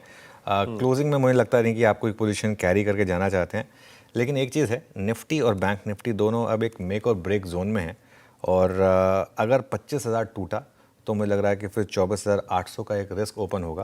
तो अभी के लिए न्यूट्रल रहें और इंट्राडे में दोनों तरफ की ट्रेड चले, ये आई थिंक एक पॉसिबिलिटी रहेगी। चलिए एक न्यूज़ एड्रेस करते हैं, नीचे स्क्रीन पर फ्लैश हो रही है, बड़ी न्यूज़ है एक्चुअली ये, और वो जो बात हो रही थी कि वीकली ऑप्शंस प्राइसेस आपको कुछ कह रहे हैं, BSE का प्राइस और एंजल वन का स्टॉक प्राइस पिछले कुछ दिनों में कुछ कह रहा है, उसकी तरफ शायद अब काम होना शुरू हुआ है। यतिन के पास चलते हैं इस न्यूज़ के लिए, उसके बाद डीलिंग रूम चेक लेंगे। Yatin, good afternoon. Good afternoon. और एक बड़ी खबर आ रही है, और अगर हम बात करें तो सेबी ने जो कंसल्टेशन पेपर है डेरिवेटिव कॉन्ट्रैक्ट्स को लेके, जिसके अंदर वीकली ऑप्शंस को डिसकंटिन्यू करने के लिए और ज़्यादा लॉन्गर टर्म अवधि के कॉन्ट्रैक्ट्स लाने के लिए जो कंसल्टेशन प्रोसेस इतने दिनों से चेयरमैन साहब कह रहे हैं, उस पर तैयारियां शुरू हो गई हैं। हमारी जानकारी के हिसाब से और सूत्र हमको बता रहे हैं कि सेबी ने जो कंसल्टेशन प्रोसेस का जो मसौदा इनिशिएट किया है, जो प्रोसेस शुरू हो गया है, यहाँ ये पिछले हफ्ते काफ़ी सारे ब्रोकरेजेस को मिले, और बड़े बड़े ब्रोकरेजेस को सेबी ने एक फीडबैक देने के लिए कहा है कि अगर वीकली ऑप्शन बंद कर दी जाए या इसको लॉन्गर टर्म होराइजन पे ले लिया जाए या एक कैलिब्रेटेड वे में इसको एक लॉन्गर टर्म की तरफ शिफ्ट कर दिया जाए तो क्या व्यूज़ रहेंगे। और लिखित में सारे के सारे ब्रोकरेजेस जो मीटिंग में शामिल थे, इनसे अपने सुझाव मंगाए हैं। एक नॉर्मल कंसल्टेशन पेपर का प्रोसेस होता है कि पहले सेबी अपने स्टेक होल्डर से बात करती है, और हमारी जानकारी के हिसाब से कुछ दिनों में शायद वो स्टॉक एक्सचेंजेस को भी मिले और उनकी राय लें कि वीकली ऑप्शंस और जो लॉन्गर टर्म कॉन्ट्रैक्ट्स की बात चल रही है उसको किस तरीके से एग्जीक्यूशन में लाया जाए, अमल में लाया जाए और कंसल्टेशन प्रोसेस का हिस्सा बनाया जाए। तो ब्रोकरेजेस को ऑलरेडी मिले हैं, और ऑफिशियली जो चेयरमैन साहब ने कहा था कि बहुत जल्द कंसल्टेशन पेपर आने वाला है, उसी दिशा में अब सेबी ब्रोकरेजेस को मिल के अब ये लिखित में मंगाएगी कि ब्रोकरेजेस की इस मामले पे वीकली ऑप्शन हो या लॉन्गर टर्म कॉन्ट्रैक्ट्स हो, इस पे इनके क्या विचार हैं, क्या डेटा पॉइंट्स निकल के आ रहे हैं, और ये कंसल्टेशन पेपर जो है वो जल्द मार्केट में एक्सपेक्टेड है। ऑब्वियसली इसका असर हम देख रहे हैं काफ़ी दिनों से ब्रोकरेज स्टॉक्स पे और BSE के शेयर पे, क्योंकि बहुत टाइम से ये ओवरहैंग बना हुआ है। लेकिन हाँ, इस प्रोसेस का आउटकम क्या होगा ये काफ़ी अहम रहेगा, लेकिन काफ़ी इंपॉर्टेंट अपडेट बाजार के लिए कि कंसल्टेशन पेपर तो इस मामले में शुरू कर दिया गया है। कंसल्टेशन पेपर इस मामले में शुरू कर दिया गया है, और कब तक इस पर कोई मीटिंग्स वगैरह प्लान्ड है यतिन? तो पिछले हफ्ते सेबी ब्रोकरेजेस को मिली और उनसे लिखित में मंगवाया है, और अगर हम एक्सचेंजेस की बात करें तो बहुत जल्द वो एक्सचेंजेस को भी मिलेंगे, क्योंकि जो डेटा है पूरे के पूरे डेटा पॉइंट्स, जैसे कि रिटेल को कितना नुकसान हो रहा है, क्या मैनिपुलेशन हो रहा है, क्या वीकली बंद करने से कोई ज़्यादा असर देखने को मिलेगा डेरिवेटिव मार्केट में। अच्छा, लॉन्ग टर्म कॉन्ट्रैक्ट जहाँ हेजिंग में ज़्यादा सहूलत मिलेगी, इंस्टीट्यूशनल इन्वेस्टर्स को फ़ायदा होगा, मार्केट्स को फ़ायदा होगा, तो वो सारे डेटा पॉइंट्स मेरे हिसाब से वो एक्सचेंजेस के साथ डिस्कस करेंगे। हालांकि हमने ना एक्सचेंज से बात की है, सेबी को लिखा है, तो उनका भी कमेंट अवेटेड है। लेकिन हाँ, हमारी पक्की जानकारी है कि ब्रोकरेजेस को वो मिले हैं और वीकली एक्सपायरी पे बहुत ज़्यादा चर्चा हुई है, जिसके बाद सेबी ने लिखित में ब्रोकरों से सुझाव मांगा है कि किस तरीके से इस कंसल्टेशन पेपर को आगे रंग रूप दिया जाए। ओके, चलिए, तो बड़ी खबर, और ये थोड़ा सा जैसे हम डिस्कस भी कर रहे थे कि BSE का स्टॉक अब 200 डे मूविंग एवरेज के नीचे आ गया था, तो कुछ ना कुछ एक सेंस बन रही थी। डीलिंग रूम से क्या फीडबैक मिल रहा है यतिन, किन स्टॉक्स पर फोकस? जी, तो आज दो स्टॉक जो फोकस में हैं, इनमें सबसे पहले अगर हम बात करें तो दिवीज लैब, और आज इन जनरल फार्मा शेयरों में बहुत सारा सेलिंग प्रेशर देखने को मिल रहा है। डीलर्स या STBT की रणनीति सुझा रहे हैं और उनको लगता है कि शायद 5950 यानी 6000 के नीचे अब ये स्टॉक का ट्रेड करता हुआ दिखाई पड़े, और पिछले 15 मिनट में ही आपने देखा स्टॉक में सेलिंग आई है, बहुत बड़ी डेज लो पे स्टॉक कारोबार कर रहा है, और डीलर्स को लगता है यहाँ से भी 30-40 रुपये का डाउनसाइड हो सकता है। और इसके अलावा रियल एस्टेट स्टॉक्स में से DLF में भी मोमेंटम टूटा है, और डीलर्स को लगता है यहाँ भी प्रेशर बना रहेगा, यहाँ वो एसटीबीटी की रणनीति सुझा रहे हैं 750 तक के टारगेट्स के लिए। ओके, तो फार्मा और रियल्टी स्पेस में थोड़ा प्रेशर, तो ये दो स्टॉक्स यहाँ पे बिकवाली की राय डीलर्स की तरफ से आती हुई। चलिए डिविस लैब और डीएलएफ, अब बीटीएसटी और एसटीबीटी ट्रेड्स लेते हैं। चंदन जी बताइए क्या चुनेंगे आप? देखिए बाजार में लगातार चौथे दिन बिकवाली है और काफी सेलेक्टिव स्टॉक्स यहाँ पे फोकस में देखने को मिल रहे हैं। पहले हमने सिरमा के बारे में बात की थी और वो एक काउंटर पॉजिटिव है मेरे हिसाब से। यदि वापस नया ट्रेड लेना है तो उस पर ध्यान दे सकते हैं, बट नई बीटीएसटी के लिए मैं फोकस करना चाहूंगा अगेन पावर कंपनीज पे। हमने यहाँ पे एनटीपीसी की बात की थी, अब मैं वापस पावर ग्रिड पे फोकस कर सकता हूँ क्योंकि इस मार्केट में वापस थोड़ा काफी सेलेक्टिव रहना पड़ेगा।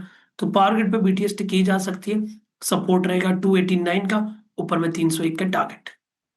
ओके, चलिए पावर ग्रिड ये हो गई आपके लिए ट्रेड चंदन जी की तरफ से। गवा सर, आप क्या कैरी कर रहे हैं कल के लिए? Well, good evening to you once again. Stock का नाम रहेगा मेरे ख्याल से पावर ग्रिड।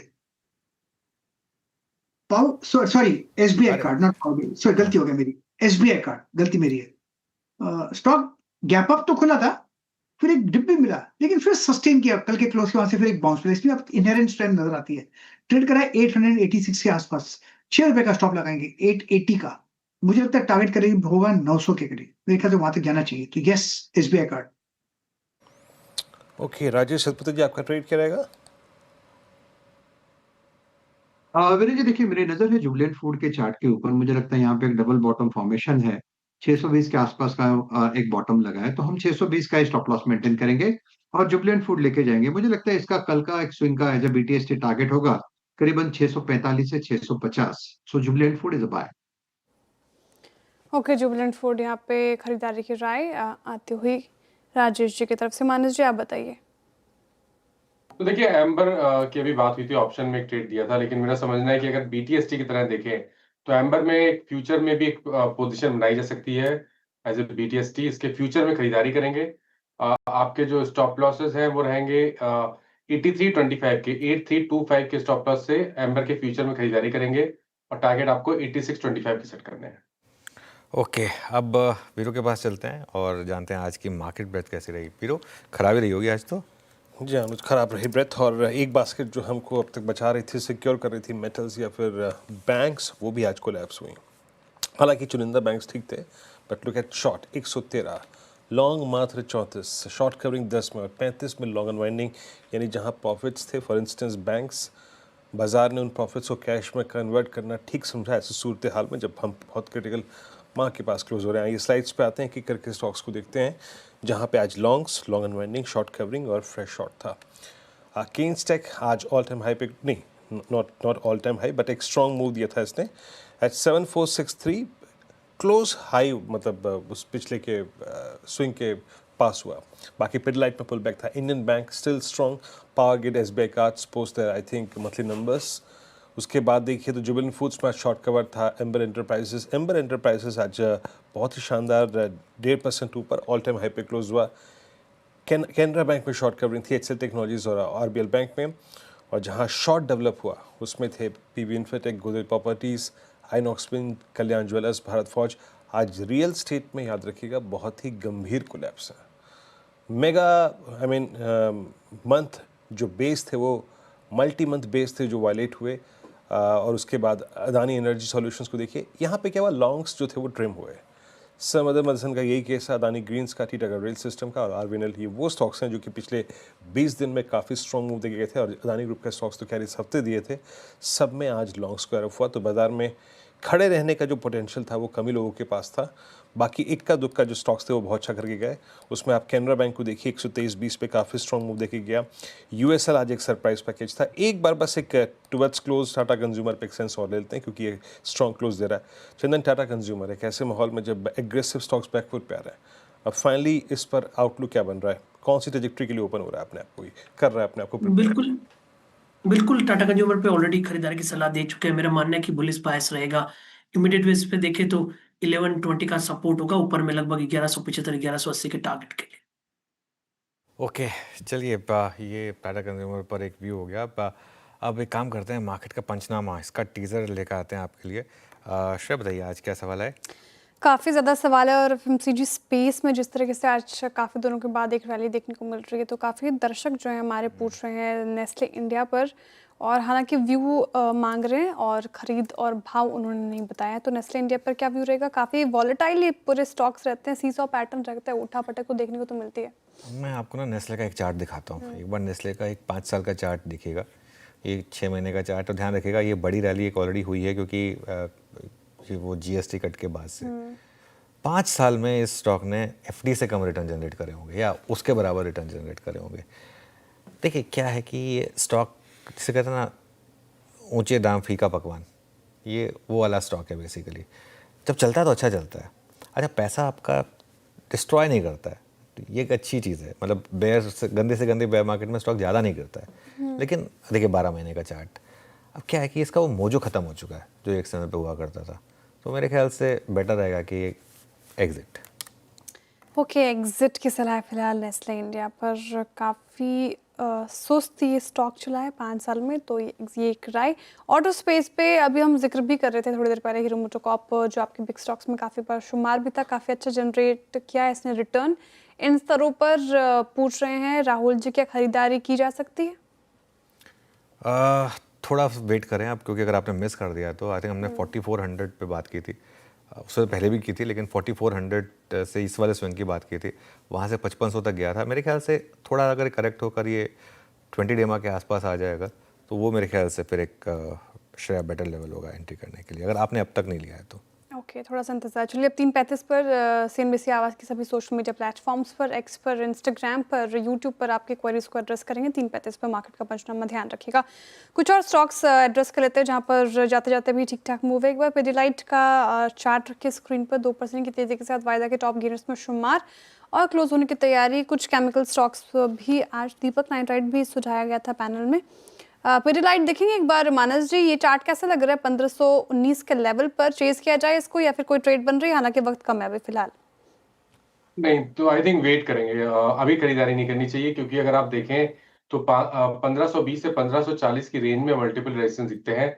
अगर 1540-45 के ऊपर निकले तभी खरीदारी करें। ओके, चलिए बैन अपडेट देते हैं आपको, और उसमें आप एक ही स्टॉक शायद एग्जिट कर सकता है, वो है HFCL। हालांकि बॉर्डर लाइन केस ही है, 82% के करीब पोजीशन है यहाँ पर, लेकिन ये शायद थोड़ा सा एक एग्जिट कर सकता है। एक दो आखिरी चार्ट चेक लेते हैं, फिर मार्केट की क्लोजिंग की तरफ बढ़ेंगे। गोदरेज प्रॉपर्टीज़ देखिए एक बार ज़रा, चंदन जी एक बार गोदरेज प्रॉपर्टीज़ का चार्ट देखिए। आज काफ़ी गिरा ये स्टॉक का, कोई व्यू इस पर? देखिए रियल एस्टेट काउंटर में रिकवरी नहीं है। इनफैक्ट देखेंगे निफ्टी रियलिटी खुद भी थोड़ा सा वीक स्ट्रक्चर बता रहा है और ये 3 दिनों से लोअर टॉप लोअर बॉटम बन रहा है। तो अभी तो फिलहाल ऐसा लग रहा है कि थोड़ी और वीकनेस बन सकती है। मौजूदा लेवल से देखे तो एक फेलियर ब्रेकआउट भी हुआ है और 50 डे एक्सपोनेंशियल के नीचे होल्ड कर रहा है। तो 2060 एक इमीडिएट हर्डल का काम करेगा और लग रहा है कि नीचे में लगभग 1950 तक के डाउन साइड इस काउंटर में टेस्ट हो सकते हैं। ये जनाब गोदरेज प्रॉपर्टीज़, और आप देखिए आज एक बार फिर से टाइटनिंग के दिन बहुत ख़राब रहा। 4 सितंबर को 5 सितंबर को इसने इस दौर का यानी अक्टूबर 2024 के बाद का अब तक का सबसे हाईएस्ट लेवल देखा था। उसके बाद जब गोल्ड में तेज़ी शुरू हुई 1 सितंबर में गोल्ड का मूव में आपको इनफैक्ट कल कैलकुलेट करके बताऊंगा अभी, बट 4 सितंबर से लेकर अब तक क्या क्या टूट गया। लिक्विडेशन शुरू हुआ, शॉर्टिंग शुरू हुई, 10 डे में टूटा, 20 डे में टूटा और 50 डे में टूटा, 100 डे में टूटा, and finally below 200 day exponential average. कल तो थोड़ी बहुत रिकवरी थी भी टुवर्ड्स क्लोज, लेकिन आज वो भी रत्ती भर नहीं थी, तो बहुत ही ख़राब क्लोज। और मेरे ख्याल से हालांकि मेरे पास समय नहीं है कि हम वीकली चार्ट्स पे बात करें, लेकिन it's a slip below 50 week exponential average on Titan. तो टाइटन की स्थिति काफ़ी ख़राब, और same is the case with Kalyan, ये भी कोलैप्स हुआ था। खैर एक काम करते हैं, 25,061 टुवर्ड्स डे लो और बैंक निफ्टी टुवर्ड्स डे लो 55,145 और निफ्टी IT 3.4% का नुकसान। इस क्लोजिंग को देखते हैं अनुज के साथ। Anuj, over to you. Thank you Viru. और ऑलमोस्ट मिरर इमेज कल के सेशन की, बस एक फ़र्क था, आज वीकनेस को लीड किया बैंक निफ्टी ने। कल बैंक निफ्टी स्ट्रांग था, आज बैंक निफ्टी ने इसको लीड किया और बैंक निफ्टी करीब 2.3% नीचे, तो ये थोड़ा सा एक वीकनेस का बड़ा कारण। 25,050 के आसपास, मतलब वही 20 डेमा के आसपास निफ्टी बंद होता हुआ। निफ्टी बैंक 2.3% नीचे था और निफ्टी IT 3.4% नीचे था, तो तीनों इंडेक्सेस में गिरावट थी। इसके अलावा मिड कैप इंडेक्स ये करीब 1% नीचे था, स्मॉल कैप इंडेक्स ये भी करीब 3.4% नीचे।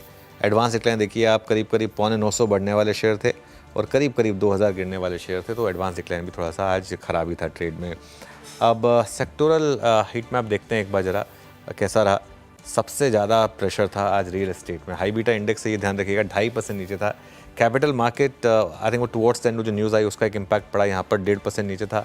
डिफेंस 1.25% नीचे, ऑटो इंडेक्स में गिरावट, एनर्जी में गिरावट और कैपिटल गुड्स इंडेक्स ये भी आज गिर कर ट्रेड करता हुआ। आप इसके बाद आइए आप गेनर्स पर, सिर्फ एक गेनर था आज बड़े इंडेक्सेस में, वो था निफ्टी FMCG, करीब करीब 1/4% ऊपर था। निफ्टी लूजर से शुरुआत करेंगे। सबसे ऊपर टाटा मोटर्स, आज बड़ी गिरावट इसमें 3.25%। BEL गिरा 2%। जियो फाइनेंस में गिरावट आई।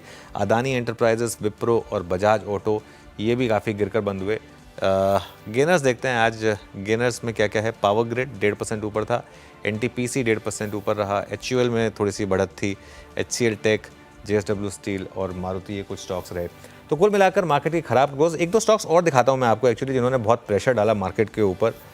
HDFC bank, ICICI bank, axis bank और कोटक बैंक। एक्चुअली मार्केट की डिक्लाइन जो थी ये इन 4 स्टॉक्स की वजह से आई। ये आपको टॉप लूजर्स में नहीं दिखाई देंगे क्योंकि परसेंटेज में ये बड़े लूजर्स नहीं थे, लेकिन क्योंकि इनका वेट इतना ज़्यादा है इसलिए इनका इम्पैक्ट आज निफ्टी पर और ऑब्वियसली बैंक निफ्टी पर थोड़ा ज़्यादा पड़ा। बीरू जी हाँ, खराब क्लोज अनुज। और वो कहते हैं ना कि कल का लाल रंग उसने भी तंग किया, आज नीला भी काम नहीं आया। कल का रंग पीला है, देखते हैं कल कौन सा रंग दिखाएगा। कल पीला है तो कल पैनल आपको पीले रंग से सुसज्जित नजर आएगा, है ना। खैर, कोई भी प्रश्न हो आपका ज़रूर पूछिएगा। मार्केट का पंचनामा अनुज और श्रेया के साथ एक छोटे से विलंब के बाद CNBC आवाज़ के सभी सोशल मीडिया प्लेटफॉर्म्स पे कल फिर आपसे मुलाकात होगी मॉर्निंग कॉल और मुनाफे की तैयारी में। तब तक के लिए नमस्कार।